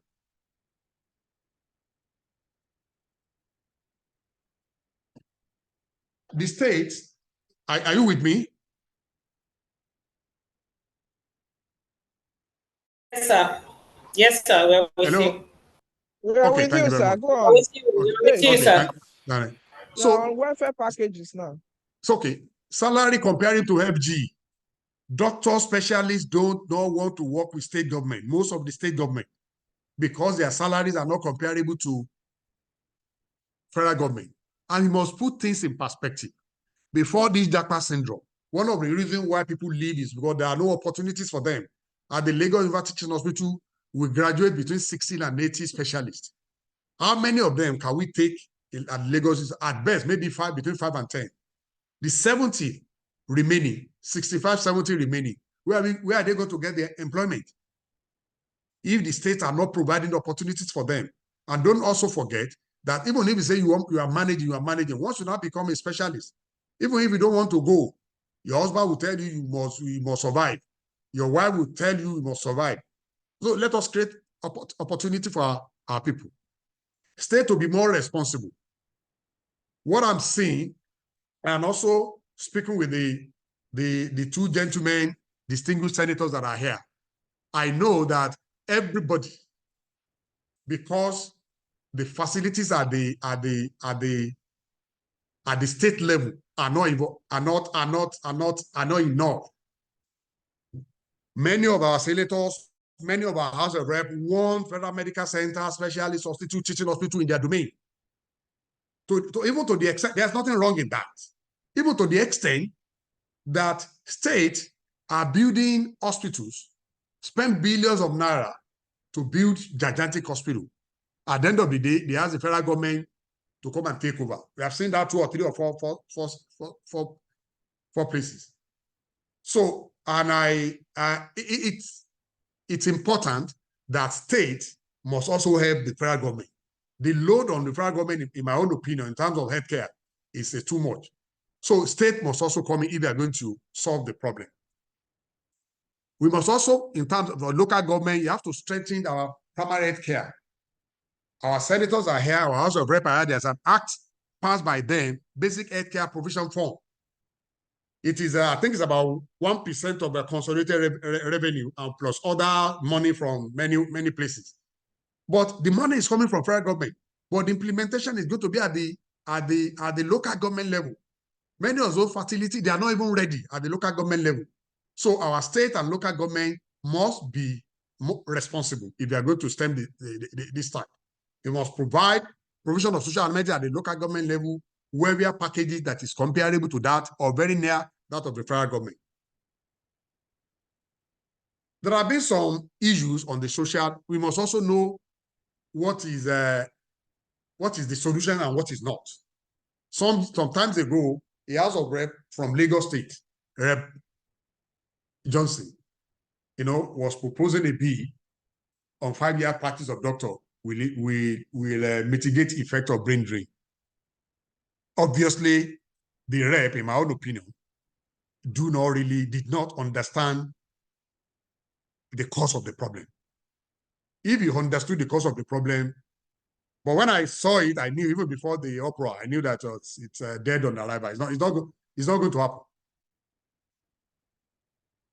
It's due to lack of understanding of the issue under discussion. And that's the reason why, you must also commend him. He's worried. He wanted a solution to the problem. But you cannot find a solution to the problem you don't understand. And that's why I commend Senator Loriegbe. In response to that bill, was very comprehensive because of his understanding of, and I'm going to touch on 1 or 2 things that, because Senator Loriegbe understands the subject matter, he brought in his own experience to provide solutions. And one of them, the issue of the bonding. People have said, bond them so that they won't travel. Can it work? Yes, it can work. And no, if we don't do it well, it's not going to work. Is it desirable? In my opinion, it is desirable if you do it well. And I must say that many of the states in Nigeria are already doing that, particularly in the northern part of the country. I must also say that the Japa syndrome is affecting us more from this southern part of Nigeria. One of the way many states, particularly states in the north, they are doing it is that they are interested in the welfare of their citizens. They sponsor candidates in their state from secondary school level to medical school, to pharmacy school, to nursing school. They also support them. Even during the period, they put them on salary. Some of them that are lucky, they also send them abroad, either for residency training or for undergraduate training. So those ones are committed. There's a bond. There's nothing, even in public service, you have what you call bonding. But when you push it in public space and you don't understand it and you don't explain it well, people are not slaves, they are ready. It is unfortunate if we continue to spend a lot of money training people. At the end of the day, just like this, they just leave. What options do we have? To go and rent doctors from Cuba or from Nigeria Republic? So we must. Bonding, in my own opinion, is part of a solution. It's not the only solution. But if you are going to bond, you must also be responsible. To whom much is given, much is expected. By the time you train somebody, support. That's why some of us support the issue of student loan. So it is important that we must train our people, and majority of them must stay. The truth of the matter is that not all of them can stay. This is not the first time it's happening, but we are talking now because it is seriously affecting us. So in conclusion, Nigerian health system is in dire situation due to Japa syndrome. All hands must be on deck to resolve this crisis. Government at all levels must be involved. Enough of noise we make on National Assembly, Federal Government of Nigeria, because healthcare is on the concurrent list. And to the best of my knowledge, I do not think many states are doing as much as the federal government. If you are going to solve the problem, you must, in my own opinion, declare a state of emergency healthcare sector in Nigeria. And I'm aware, I think the federal government or House of Rep or Senate, I'm not sure, they're doing that because we are in a critical situation. Professional bodies in healthcare must also play their role in stemming the tide of Japa syndrome. They must, because they must talk about it to the younger one. They must give them hope. You mustn't start telling them it is not, it's all doom and gloom. You don't have any, there's no hope in Nigeria. Because if we fall sick, who is going to take care of us? Thank you very much, everybody. Thank you so much for a wonderful lecture. I would say a lecture delivered against all odds. I really appreciate your commitment to the curriculum, education, and development in Nigeria. And I like the fact that we also have, distinguished special guests and people here from, from the polity and from the corporate sector. One of the things, as a doctor too who transitioned to communications, one of the things that I am really bothered about is with the PR that is coming towards, the health sciences and, health delivery as we speak. And I know that no matter how much we say that people are going to travel. I mean, anytime I go now, the next thing people say is, Naima, why have you not traveled? Like, that is usually the question I get, because for a lot of people, I mean, I should have traveled. But then, like I always say, maybe to go there for a PhD and come back. But I think the opportunities are really in Nigeria. For every time that I have to travel for a conference and come back, I see a lot of people coming back to Nigeria, and I know that this is actually where the value proposition is. If we really want to make, I mean, if Bill and Melinda Gates and all of them keep putting money in here, it means that there's a value in Nigeria, in Africa, that we can harness. However, we need to be able to restructure the public relations around health. It has to be better. Like I always say, Professor Adeyemo is a CMD. I think that it shouldn't be only when people are jackpying, things are happening in the health industry that is wrong, that we hear about it in Punch. When we're able to do many of the innovations in healthcare, when we do a particular oral cleft that people didn't know it could be done, when we do a lot of all of those things, we should have media, the same media that would, talk about the number of people that are traveling, the number of people that are doing, should also be the ones to talk about the many good things that are happening in the healthcare industry, because they happen. Thank you so much again, Professor Larry Adeyemo, for the great discourse. We are going to also move to, now, just before we move to the next thing on the agenda, let me quickly recognize some people here. We have Sister Naima, before you do the recognition, I also need to lend the voice a bit. You have touched on very, very vital information on the lecture. And I think the one that really caught my attention is that of the brain gain. People are not just going and then remaining there. Some have decided to also come back to impact their value and the knowledge they have acquired. They have gained it over there and coming here to also, impact it on other people. I think that is something that we should also encourage in our various write-ups. And then one other thing that also caught my attention is the bond. The bond is very important, but the bond, like you said, cannot be implemented except you have impacted, you have added value to such a medical person or a student. If you have not.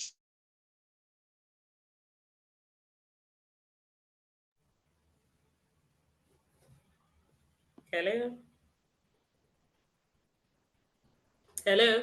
Okay, so let me just take it from where she stopped, which is True. As a student that finished from College of Medicine, I know a number of our professors who have traveled and are back, and they are doing tremendously well in the area of clinical research, in the area of a number of social changes that involve health. Well done to everyone. I really hope that the impression that, oh, everybody is traveling out of Nigeria is something that will be changing. It is a collective duty. If all the doctors or all health professionals leave Nigeria, who is going to take care of your mom? Who's going to take care of your dad? Except if you have an alagbo that you are sure that that alagbo also understands some bit of clinical medicine.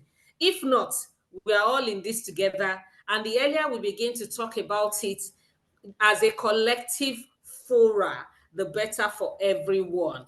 Like I mentioned earlier, please let me recognize the presence of a number of people here. Oh, Professor Abdulkarim has sent a number of names. We have Presbyterian Soya and Reverend Toyin Adepoju. Thank you so much, sirs, for joining us. We have Alhaji Idris Egbeyemi, retired controller of immigration. We have Alhaji and Hajia Rahman and family. We have, please permit me while I do all of this. We have Hajia Fatima Oyefeso, Mrs. Miriam Saba. We have Alhaja Marufata Murewa Lawal. We also have, I already talked about the Egbeyemis and Khadija Abdusalam, Engineer Kabir Sani. Thank you so much, everyone, for joining us. So the next that we're going to have on the agenda now is we already have the keynote lectures, and now we've talked about scholarships. We've talked about encouraging the young generation. There's a need for us to hear their experiences. We have some selected member of the FAJIM scholars here, and all things being equal, if there's nothing else on that is going to delay us, we would have them share some of their experiences being a FAJIM scholar. So do we have some of our FAJIM scholars here? And Sister Amina, I do not know the Yes. way you want it to be done, but please permit me to Rafia step out is now here and waiting. hand over. Yes, and hand over to Sister Amina. So Rafia, please start while Sister Amina coordinates the show. Thank you so, so much. Thank you, ma. Thank you very much, ma. Okay, good afternoon, sirs and mas, my fellow FAJIM scholars. All protocols duly and well observed. I'm Rafiu Ebiti, a final year medical student of Lagos State University College of Medicine.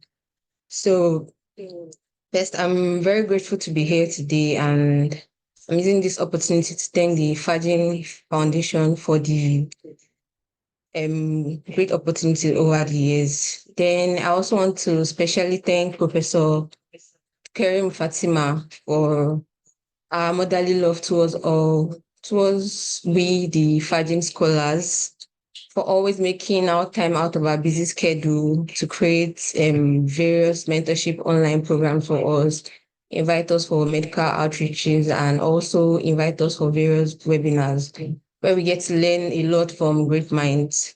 So I just want to speak briefly about my experience about being a FAJIM scholar. So I've been on this scholarship for this is the 4th year, and it has been very, very beneficial to me, and not just financially, and academically. We do other things apart from the money. Like I said, we do monthly mentorship programs where we get to be mentored by various great minds from different fields, where we will not even have the opportunity to meet. We can't even have the opportunity to meet them if not for this scholarship program. Then we also go for she also invites us for various outreaches. The one we can attend, we attend, and where we get to learn a lot.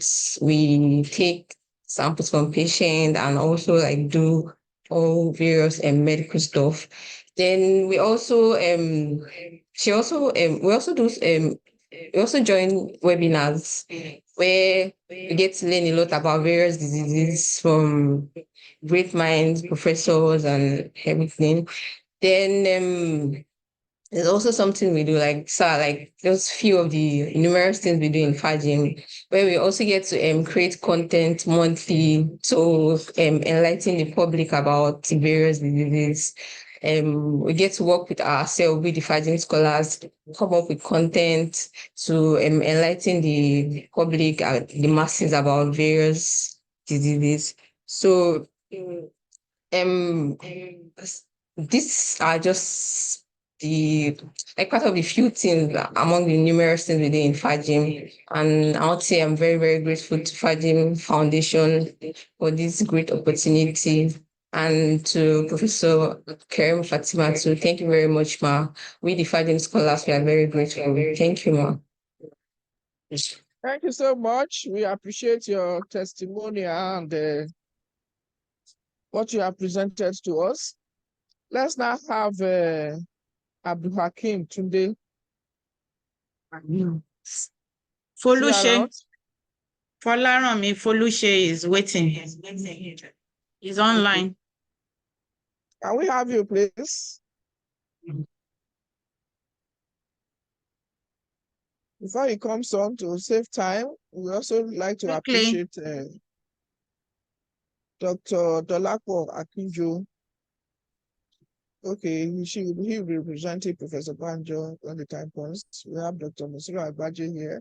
We have Architect Shaban Obatade, retired director of your state civil service, a member BOT FAJIM. So is he here now? Tunde is online. I can see him. Okay, over to you. Tunde, you have to unmute yourself.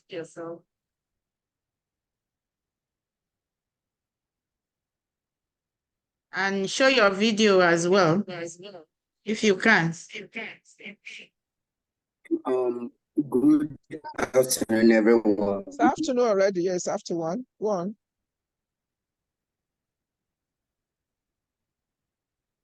Okay, go on. If you can't share your video, don't bother. Everyone, I am Ablakim Abakar Sunday, a FAJIM scholar. I am a medical student, a fifth-year medical student at Obafemi Awolowo University, Ile-Ife. And I was lucky to be part of the founding scholar of FAJIM Medicare Foundation. My experience throughout my scholarship year with FAJIM, so far so good, have been fantastic.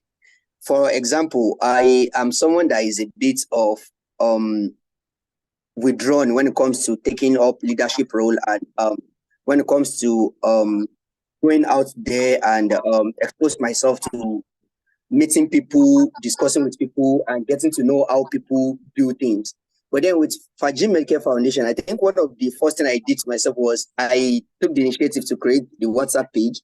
I added my co-scholar, and from there, I have been quite a very good friend with most of them.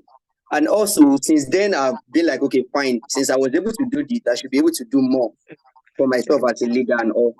So from there, I worked myself through becoming, holding more leadership role. I just, by the end of this month, I'll be handing over as the NIMSA Southwest Regional Director for Academic and Quiz. All were made possible just because I got FAJIM Scholar, and then through the leadership, mentorship, and the extracurricular activities, advice, and seminars held by the scholars, I have been able to kind of like exert myself and make myself available in several capacity. So as I am on the overall scale, I feel FAJIM Medicare Foundation has really, really done a lot for every single scholar, every single one of us. And even possibly we are already discussing, some of us are already discussing of possibly coming up and collating all our experiences together and kind of like make it a document and send it to FAJIM. Possibly if there is a way, they would include that in any of the publications. We are really, really grateful very much, Ma. Especially Mom has been very, very out there for us. She basically sent us opportunities, send us links to research opportunities, links to opportunities, links to our seminars. Keep on reminding us of the seminars that we are the one that will benefit from. Thank you very much, Prof. Ma. We really appreciate. Thank you very much. So far, so good. FAJIM experience has been one of a kind, and we really appreciate. Thank you very much, Ma. Okay, thank you so much. We appreciate your testimonial. Any other scholar on the call?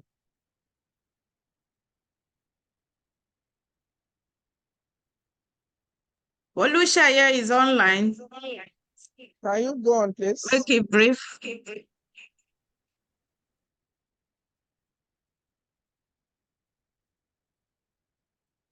Unmute yourself. Okay, I've been benefiting from this scholarship from scratch, and I've known the professor since I was in secondary school. And one of the things I would like to say about this scholarship is that it has helped me financially, one. Then secondly, the skill acquisition due to the outreaches has really helped me in my transition from my preclinical years to the clinical.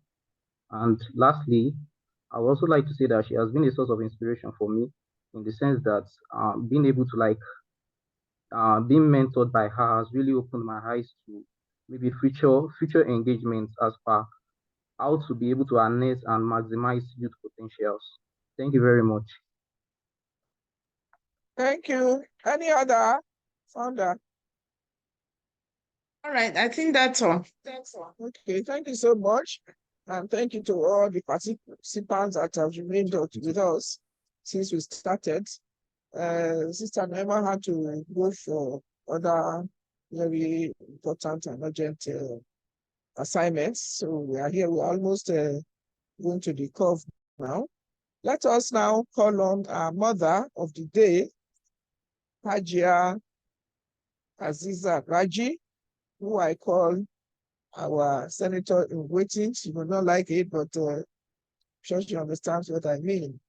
So if Ibrahim is on the call, let's give a very, very short. If we want to dedicate our time for our citation today, we will spend more time. Just give us an abridged version of this amiable Amazon before she comes on to give her notes. Ibrahim, over to you.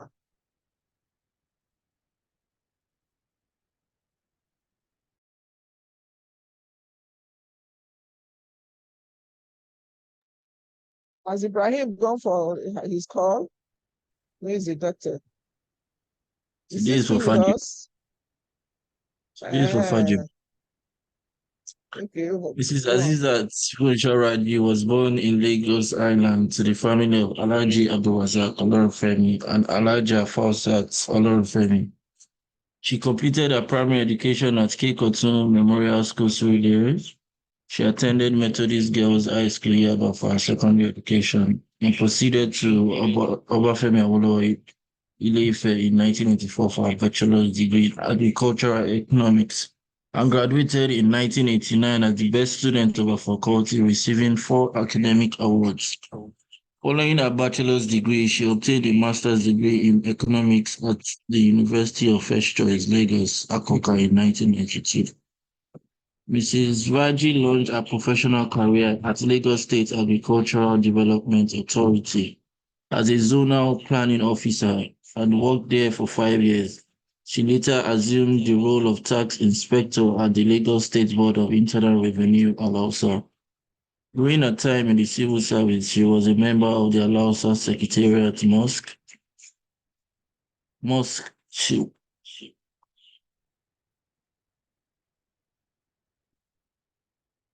During her time in the civil service, she was a member of the Alhausa Secretariat Mosque Executive Committee responsible for the construction of the Lagos State Secretariat Mosque, Alhausa.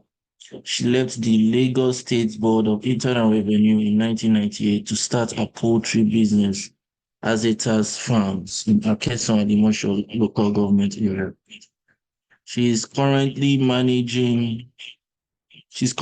managing director of Azeezah's Integrated Environmental Service Limited, private company incorporated in 2010 to manage landscaping horticultural projects. She is a member of the Committee of Wives of Lagos State Officials and Al-Furqan the Criteria, an association of Muslim women in business and the professions. She also serves as the financial secretary on the board of the Victoria Garden City Islamic Community, and she is happily married with children. Assalamu alaikum. You are most welcome. Give us your motherly advice and counsel. Over to you, Hajia Azeezah. Kindly unmute, please. It's like you have not unmuted. I can't hear you. I can only read your lips.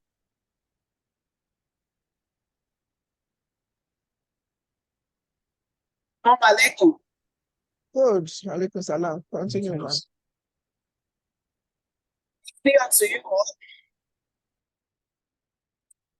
The chairman of the day, Professor Adeniji Adeyemi, MD Starlink Global and Ideal Limited. The father of the day, Alh Rafiu Ebiti.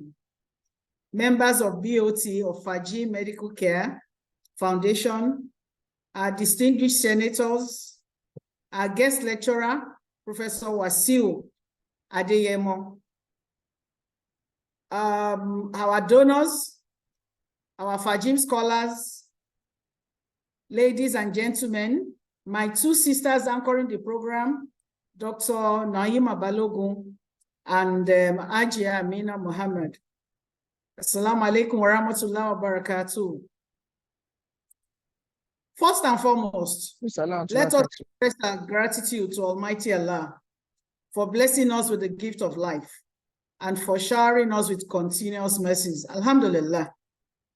I extend my heartfelt commendation to all our esteemed members of Board of Trustees of FAJIM Medical Foundation.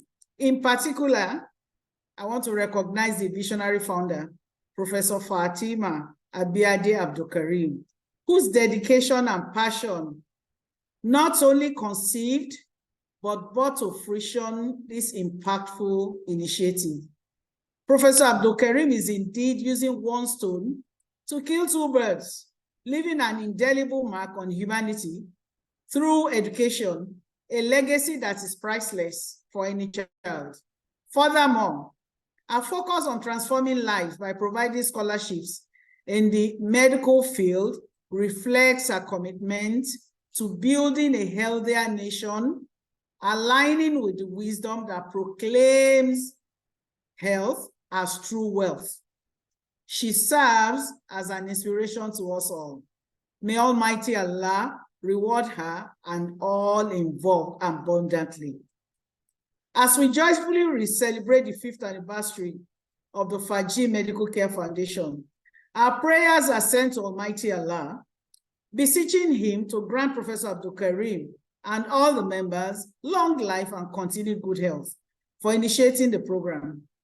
Initiating program is commendable, but sustaining it for 5 years is truly exceptional. And inshallah, we anticipate many more years ahead. This enduring commitment is indeed worthy of emulation, and we pray that the foundation will outlive us all. So the fortunate beneficiaries, I urge you to seize this invaluable opportunity.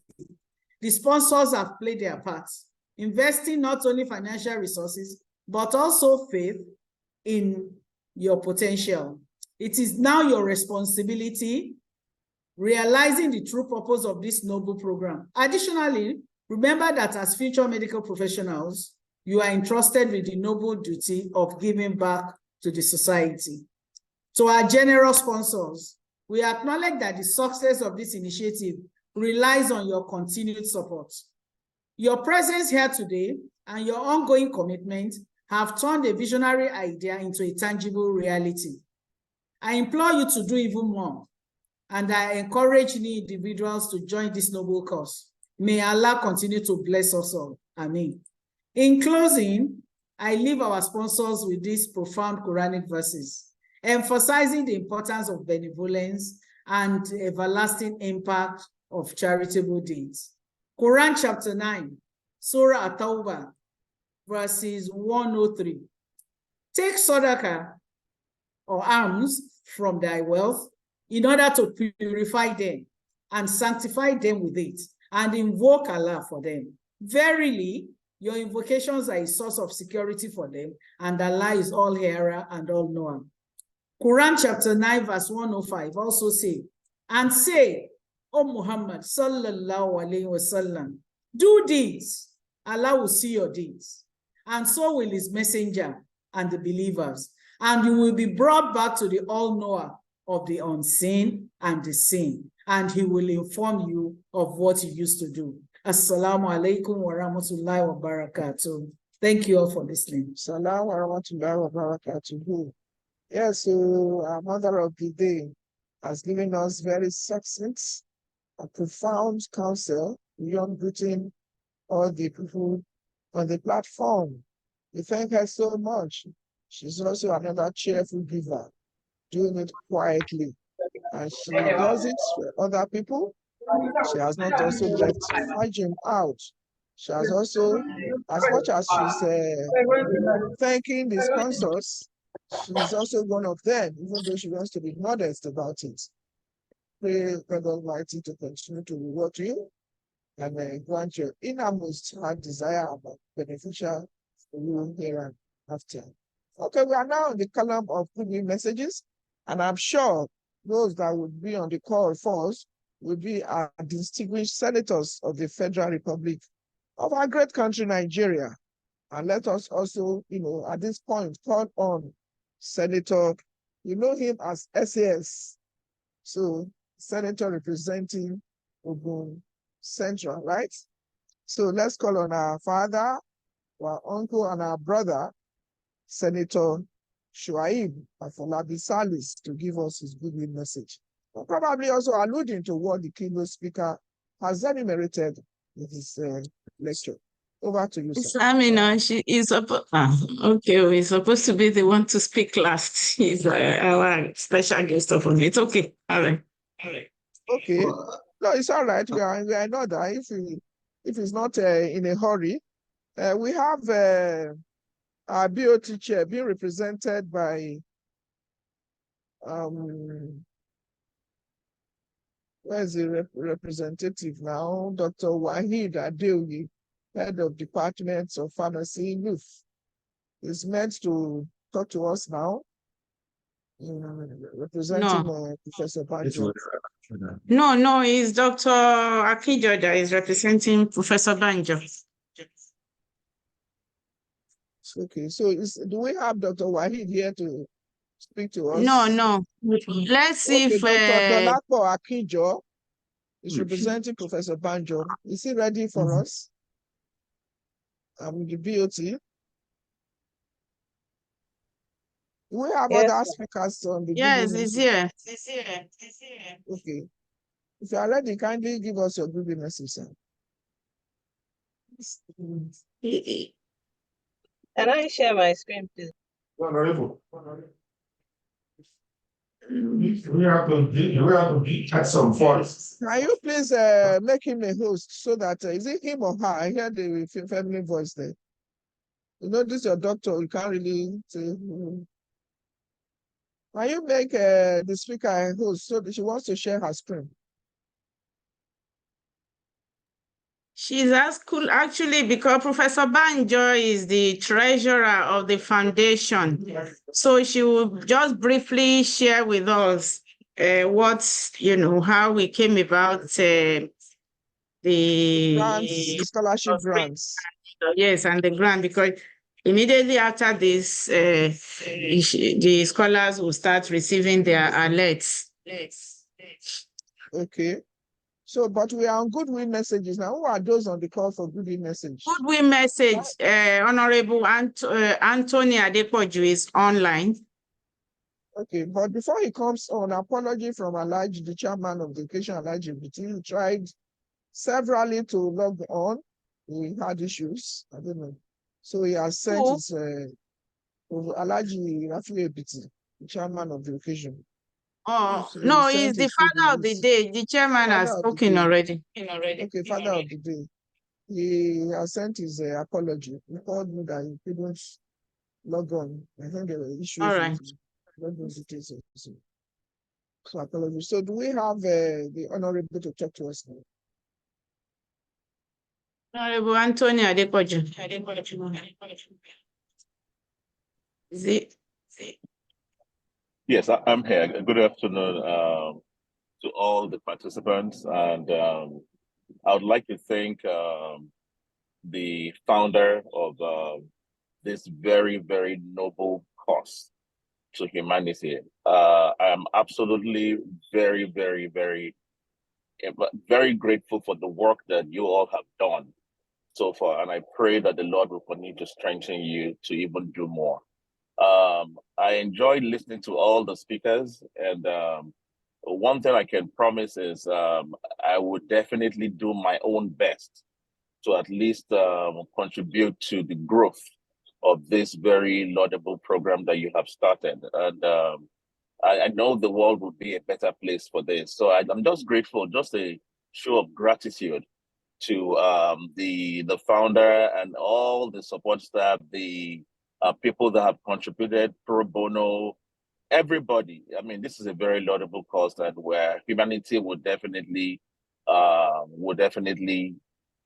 hopefully by the grace of God, pay you back in a million folds. So we're just very grateful for this, and I'm happy to also partner with FAJIM and to contribute my own quota towards the development of not just our community, but Nigeria at large. So thank you so very much. And thank you to all the participants as well that took time out of our busy schedules to be on this Zoom call today.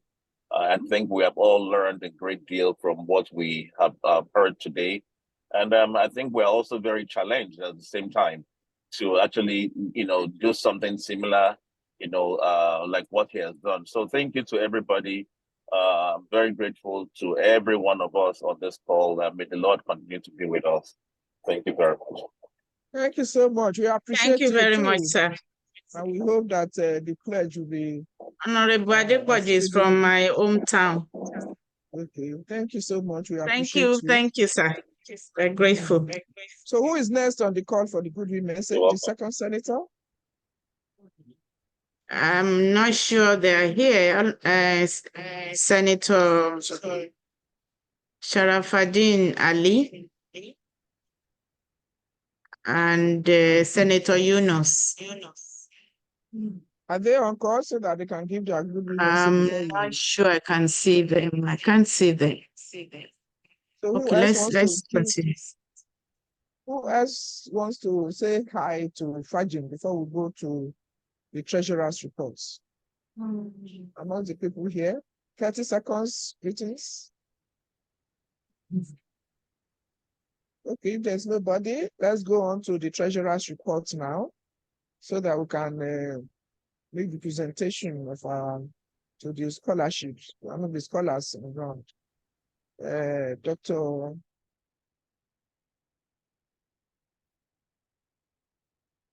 Dr. Delapo, if you are with us, can you enable her so that she can share her screen, please? I have already. Okay. Dr. Akinjo, please go on.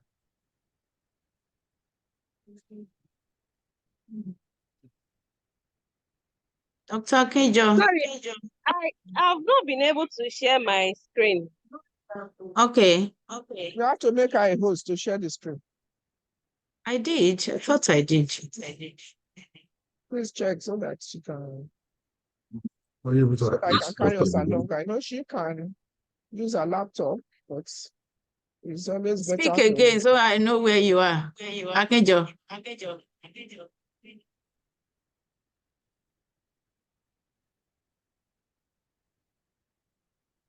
Dr. Akinjo, speak so that I can cite you. Okay. All right.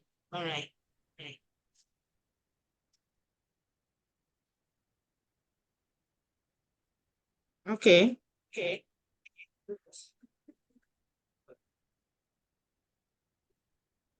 Are you able to share now? Otherwise, I can share for you. I think you should share for me.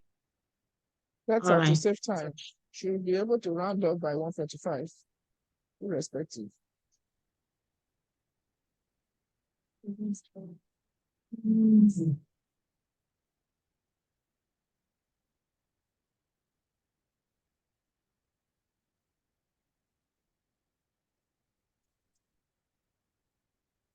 Where is it? Okay. Can you start now? Where do you have the documents? Okay, is that it? Yeah. Dr. Akinjo, please start while you follow the slides. Thank you very much. Good afternoon. So I will stand on the existing protocol. Presenting on behalf of Prof Banjo. So this is just a brief summary of how the awardees were selected. Next slide, please.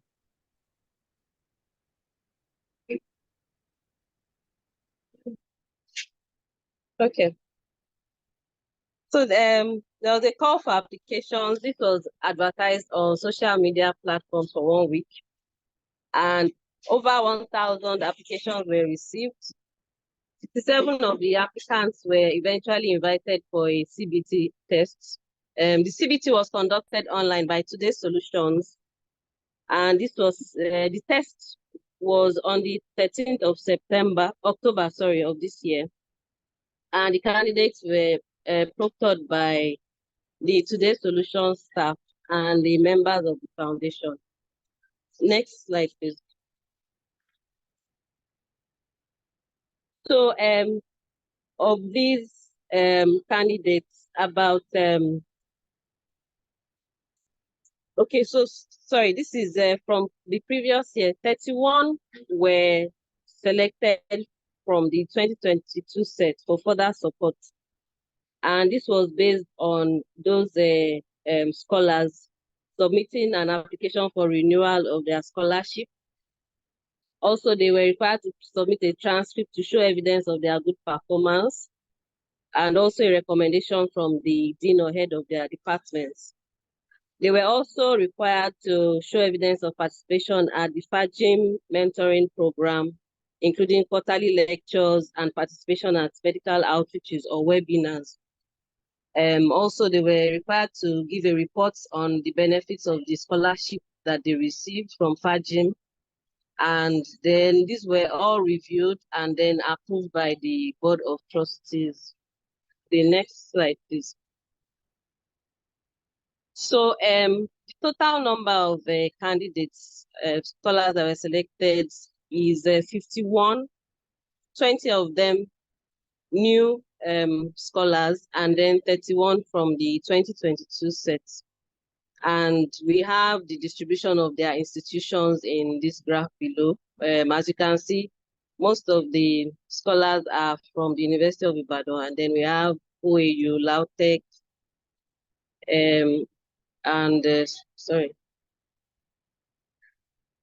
LAUTECH, UNILAG, OOU, Mandanfodio, University, Unilore, and FUTA. Next slide, please. So this is a breakdown of the courses of the scholars, different courses. So the scholars are mainly students that are studying medicine, then pharmacy and dentistry, 12 of them, nursing, 4 students, and 1 radiography student. Next slide, please. This is a list of the total of the 51 scholars, including the ones from the 2022 sets and the ones for this year. So this is the list for the 2023-2024 academic session.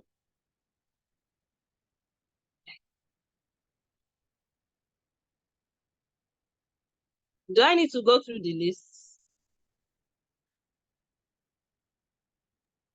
You can just speak to it, man. Just speak to it. Okay. So these are some of our scholars. Their pictures are displayed on these slides. Next slide, please. And more pictures of the scholars. Next slide. This slide shows FAJIM scholars who have graduated, who have completed their courses. So we have, okay.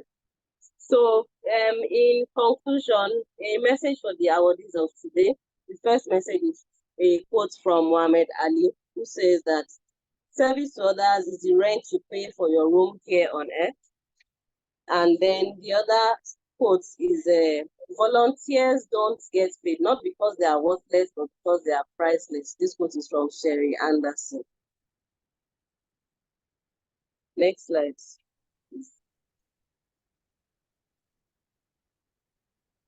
So, in conclusion, we want to appreciate all our donors, those who have made it possible to have these scholarships.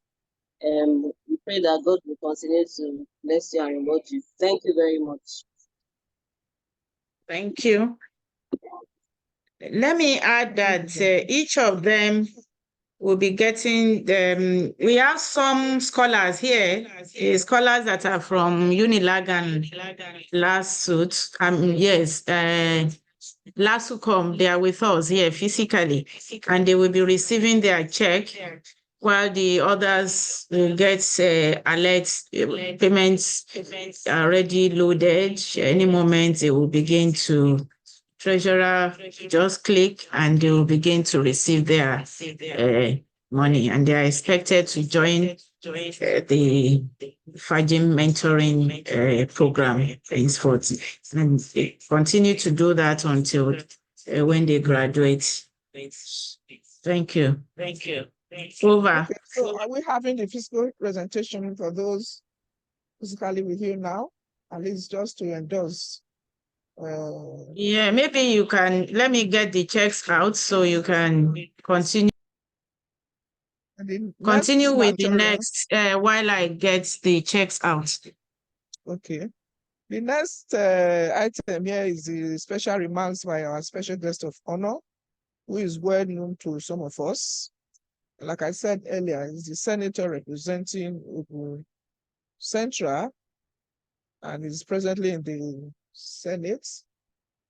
Our brands for our UMA, and he is none other than Senator Shuaib Afolabi Salis. We call him SAS. Interestingly, before he became a senator, that's the name of his business, you know. And then before he became senator, he has actually served in several other positions. He's the kind of person that most people, particularly when they want to do fundraising, would rather go for him because of his oratory prowess.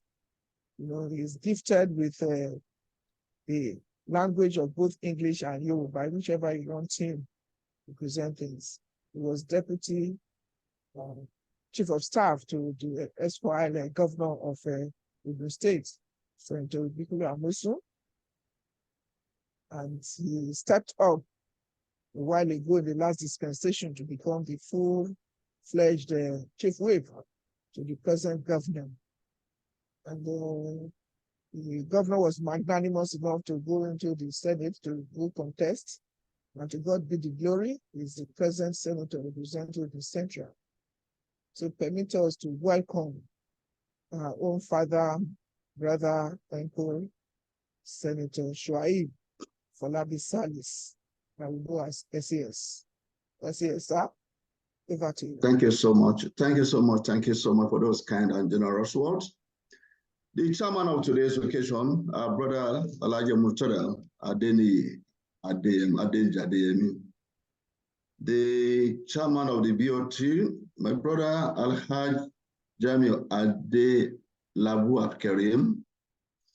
Distinguished senators representing Oyo South Senatorial District, the Senatorial District of Professor Abkarim, who is also the chairman of the Senate Committee on Electoral Matters, Senator Sharafuddin Ali, the distinguished senator representing Oyo Central, and the chairman of Senate Committee on the Environment, Dr. Yunus Akitide. My very good brother, member of the Nigerian House, the House of Representatives, who represents Ibarapa Central and Ibarapa North, including Igora, the hometown of the celebrant, Honorable Anthony Adepoju. Father of the day, Alh Rafiu Ebiti, our Egbon. The mother of the day, Hajia Azeezah Raji. The guest lecturer of today, Professor Wasiu Adeyemo, and if I recollect very correctly, a few weeks ago, you were in my office in the Senate with Dr. Alimi of National Orthopedic Hospital and Professor Olom of FMC Abeokuta when you came to the Senate. If I'd listened to your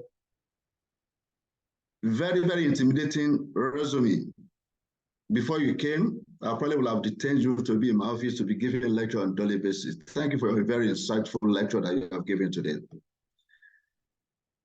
Professor Fatima Ibiade Karim, the initiator and founder of FAJIM Medical Foundation.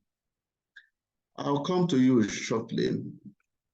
I am here and I'm extremely pleased to be here. And I've been here since 10:30. Just to let you know how eager I was to be part of this program. I closed from office at 2:30 and stayed awake to say my prayer at 5.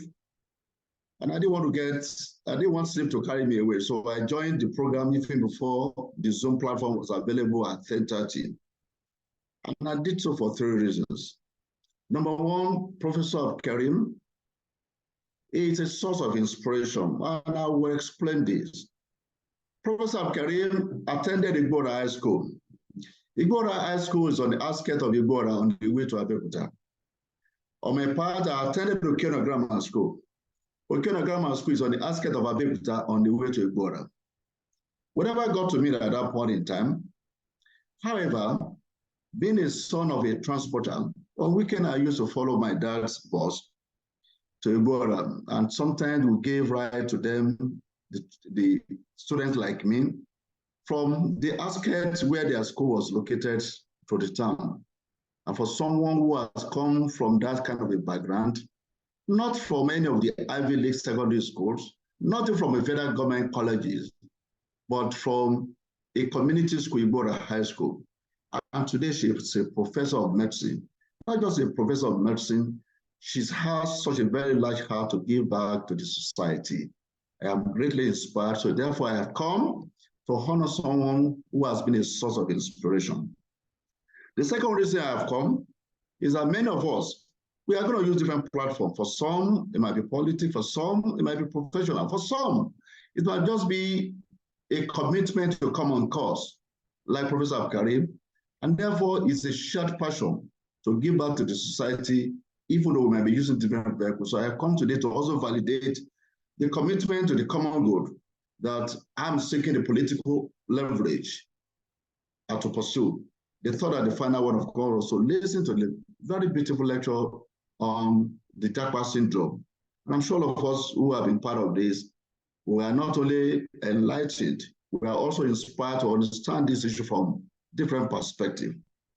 Having said this much, there's nothing else to add to what Professor Adeyemo, the guest lecturer, has said, except to simply say that if you turn this around, the Japa syndrome is also a validation of our education system.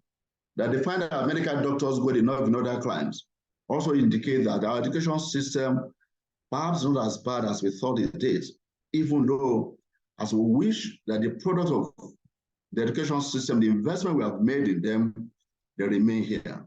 Nonetheless, there was a time in this country that doctors were coming from a particular country, India, and those doctors were not severely, they were not considered to be good enough to be deployed to our public institutions. But today, India is a destination of medical tourism. So for me, Japa syndrome, as bad as it is, it also rekindles me the hope that the future of this country is indeed very good. Our glass as a nation, our cup is half full and not half empty, as I've always maintained. I just share a few points and I will round up very quickly. Number one, let me make a request of FAJIM Foundation. Because Ogun Central, we are neighbors to Ibaraka Central, I would have also like to request you, and you have been in my community, you have been with Alamutu Foundation, which is a stone trip from my own family house. I'd like you to come to partner with us to bring medical outreach to the 6 local governments in Ogun Central Senatorial District. And I look forward to working with you in this regard. That would be my very first request to you. And I do hope that the Board of Trustees of FAJIM Medical Foundation will consider this request. That's number one. Number two, I also like to suggest to you, and I can see that diversity, that you need to also be deliberate. If it had not been deliberate, you need to be deliberate on the need for girl child education. Led scholarships, led some programs also reflect the need to put some emphasis on girl child education. Professor Fatima Abdulkarim is an example of what girl child education could do.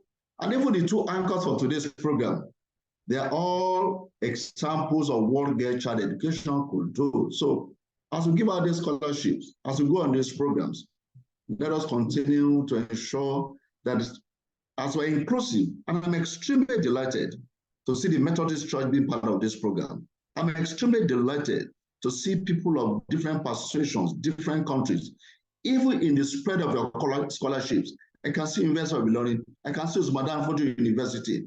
This for me means that you are indeed very inclusive. I'm only emphasizing the need to ensure that girl child education is deliberate in your programs and activities. Number three, as the chairman of Senate Committee on ICT and as an IT professional for close to 40 years, I will not leave this platform without also mentioning the need to include ICT skills as part of your mentoring program. Please include that. The new knowledge, the new skill, the new competence, the new being learned now is to have ICT skills. And even with IT skill, we can take full advantage of our doctors who travel abroad and even other specialists through the use of telemedicine to provide services. Surgeries are now being performed remotely from different countries, from different locations. So please try to build ICT skills into some of your mentoring programs so that you not only produce doctors who know about anatomy, who know about morbid anatomy and all of those, they also have ICT skills.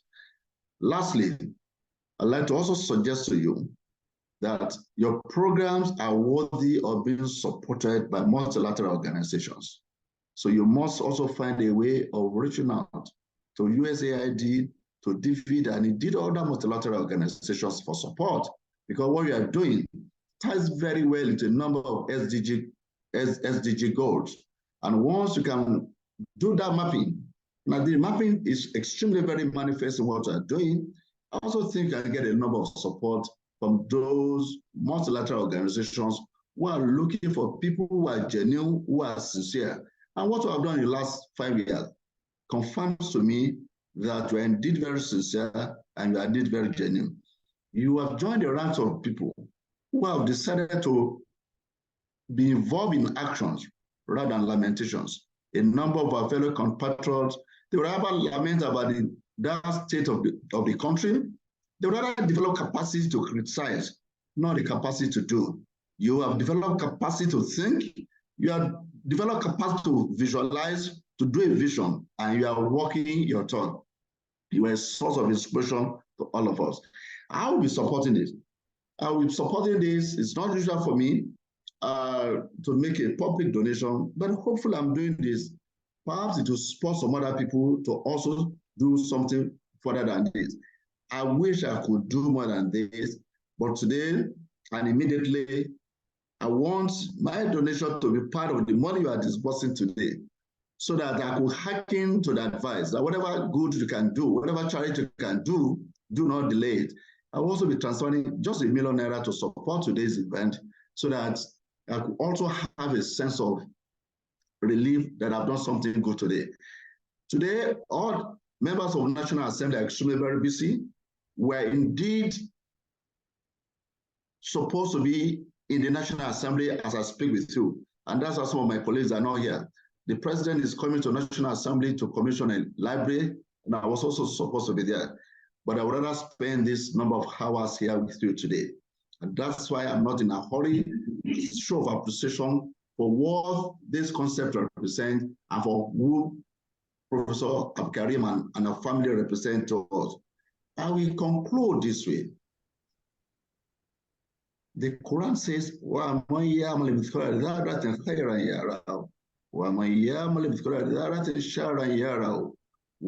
does an atom weight of goodness, it will be recorded and he will find in the world his Lord. And whoever does an atom weight of bad, of evil, it will also be recorded and it will also be taken into account by his Lord. And Mother Teresa captured it very well. At a point in India, when Mother Teresa, an orphan, as you know, rather Mother Teresa, a nun who had no child of her own, was going about on the street of India. He was picking the motherless babies on the street. He was providing hope to the orphans. He was replacing despondency with succor. He was bringing comfort to those who are distressed, the young children on the street. And people went to Mother Teresa and said, Mother Teresa, what you are doing is insignificant to the problem we have in this country. We're a country of large number of people, we're overpopulated. Our problem are not these children on the street. Leave them anyway. We have enough of children. What we are doing is insignificant. Our response is very instructive for all of us. Mother Teresa said, sometimes we think our effort is insignificant. We think our effort is like a drop in the ocean, but the ocean will be less without that drop. I am done. The only thing left to say, congratulations on 5th anniversary. Hoping to see you in 100 years' time. God bless you all. God bless the Federal Republic of Nigeria. Thank you. It's because you are in a hurry. Cheers, If we need everyone. you to continue talking, Everyone here. we'll remain here. So, founder and BOT members, you have heard his counsel. The girl child, I dare say that everything has been always noted. supported the girl child thing. She partners with us in our own girl child advocacy. And then the issue of the ICT, you realize that as much as the focus is on medical, even it is with ICT that we are here. So I'm sure if you want on the tip of the fingers, those that can receive your scholarship for ICT today, you get them since he has pledged to also be part of the sponsor of the scholars. So SAS, we thank you very much. We know this period is very busy for you. Particularly, I speak to some of my friends, they say they have to go to National Assembly to defend their budgets. I'm sure those are part of the thing. But I will thank you again for the love and the care. So, Prof, do we have your scholars now? Yes, we have them, and the checks are here. Mubarak Agbola Oluwaseun. Can you see me? Yes, we can see you. And you can see the scholar? We can see the donor with the scholar. Okay. So he's taking his check. And he's chairman. You can see only him. Okay, and then the chairman BOT is shaking him. Yes, we can see that. The most important thing is him receiving the stuff. Yes, Badejo Samuel Oluwa just go on like that. Technology. So that's why you need the ICT scholar to come and refine all these things for us. Thank you, SAS, for that. Where's the next scholar? Good. Badejo. Adewale Nusaiba Adeola. Okay. Thank you so much. Technology has made a lot of things easy for us. Congrats. Thank you. Congratulations. Alh Rafiu Azeezah Raji.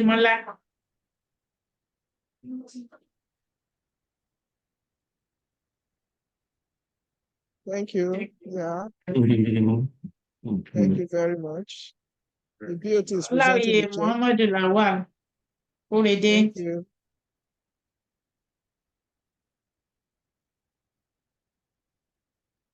Where is he? Thank you, gentlemen. And then congratulations. All of them are new except Rafiat.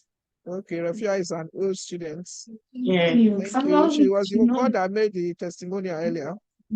Thank you. Thank you. Shola Kafilat. Oh, come.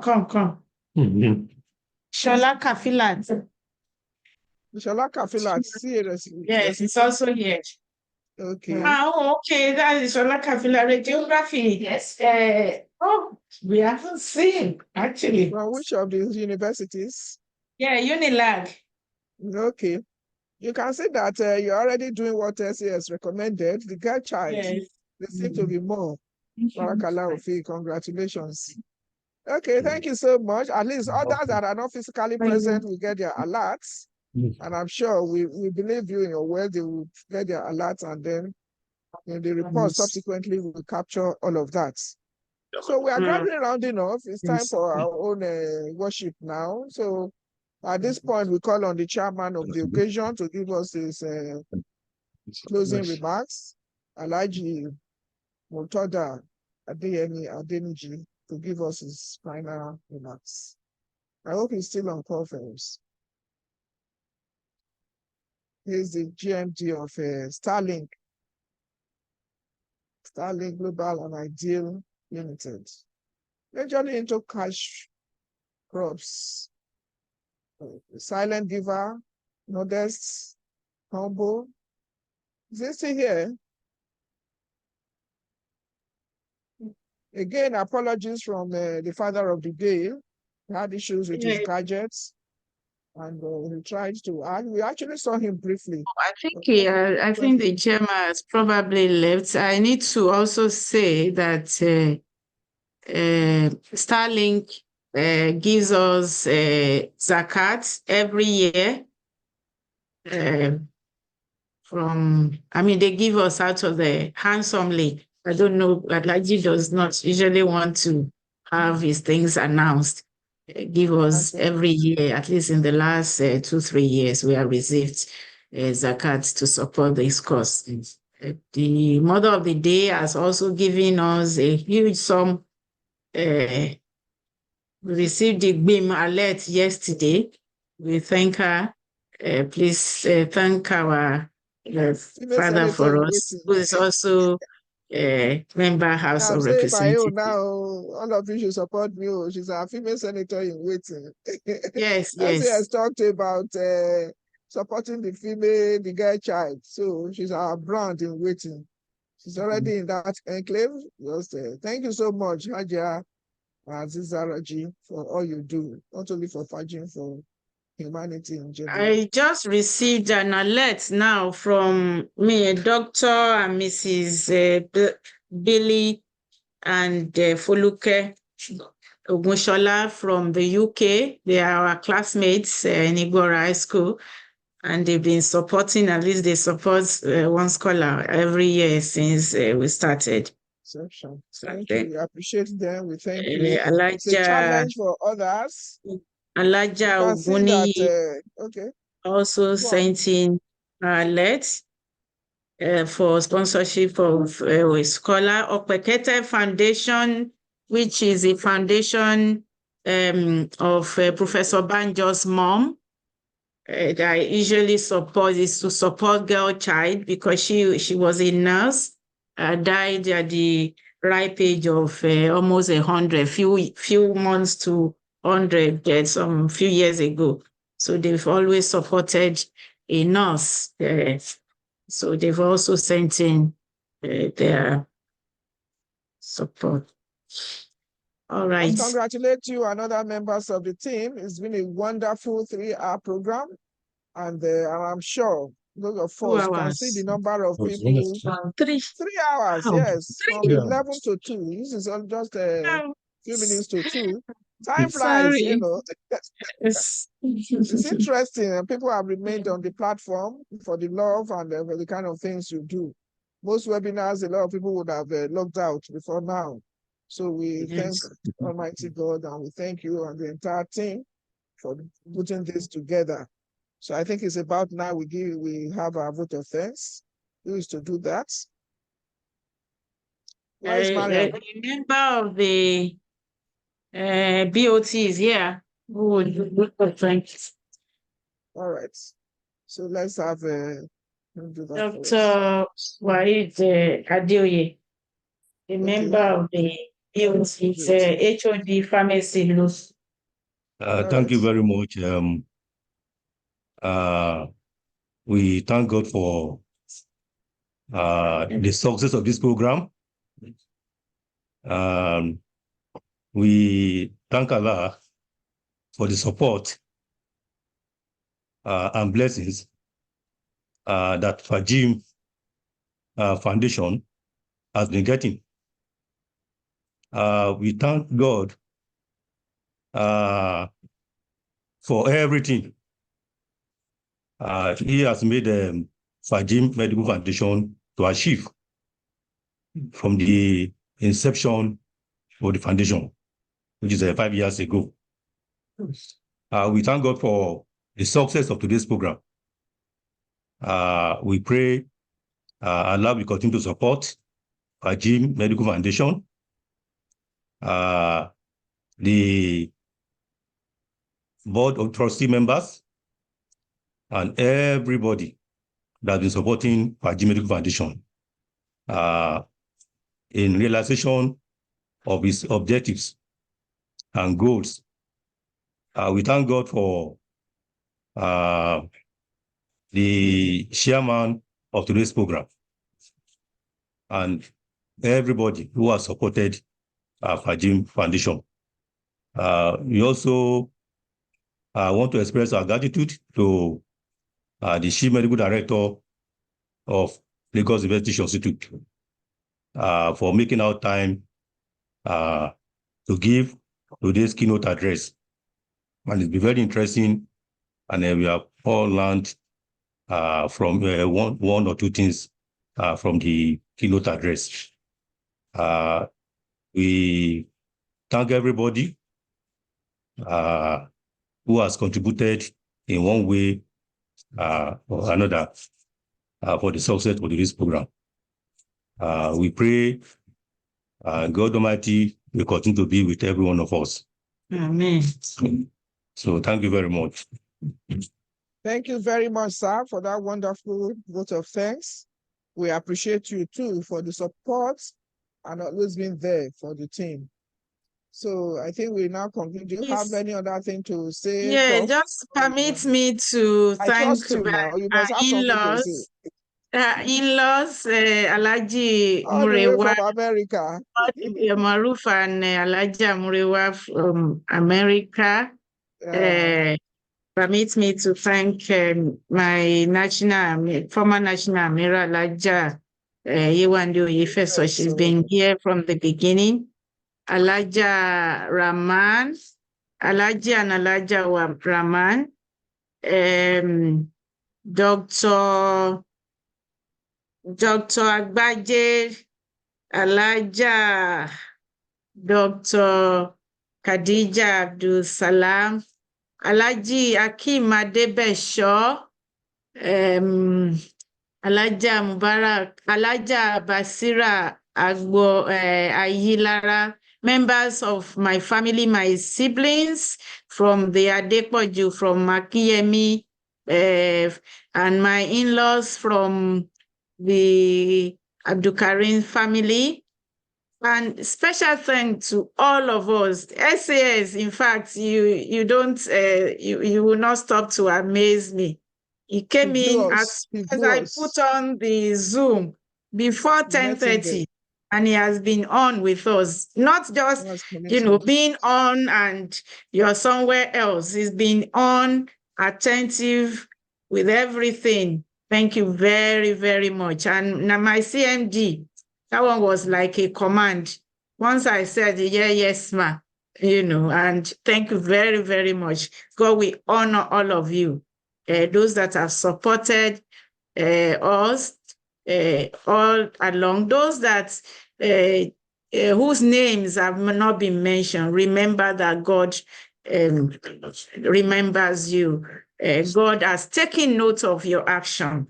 And I want to congratulate my scholars, and I wish you all the best. Those of them were just a few days ago that we decided we should have a mini physical, that those in Lagos should be here, and they are all here. God will make you to excel in your studies and in your life too. Congratulations. Thank you, everyone. God will bless you. And my sister, the anchors of today, the moderators, once I say you want to thank me, you will never say no. And Naima too. Thank you very much. God will reward all of you. And members of my family, they will say, you don't know that today is Yabra's birthday, because if you don't support, if you don't follow FAJIM program, you're in trouble. So all of them are here, sham sham. Thank you very much for tolerating me. Thank you. Thank you for being the great inspiration and for being our great leader in all of this. We appreciate you more. Thank you so much. That's the end of the program. We now have to go on to the closing. I think we should also repeat the second stanza of the national anthem so that we can call it a day. So by God's grace, next time we are meeting, we continue doing the good works. We feel you all the time. This is just something to endorse what you have done in the past 5 years. So if we are ready, let us sing the national anthem, the second stanza to serve as the national prayer. 1, 2, go. O God of creation, direct our cross, guide our leaders right, ever you true in love and honesty,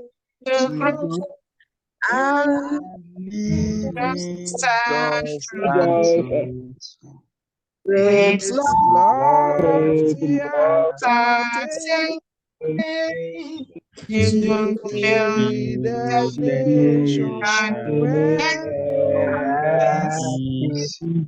and justice reign. I should have said SAS should lead us. Since they are the promoters of the patriotic. Thank you. Thank you so much. Bye, everybody. Nice day, nice outing. Exactly 3 hours we did. Thank you. Thank you. Yeah, thank you. You can go back to the National Assembly now. And go and continue to formulate laws for us. Thank you. Thank you. Bye. How are you? Yeah, I'm just done with the function now. Are you in the National Assembly?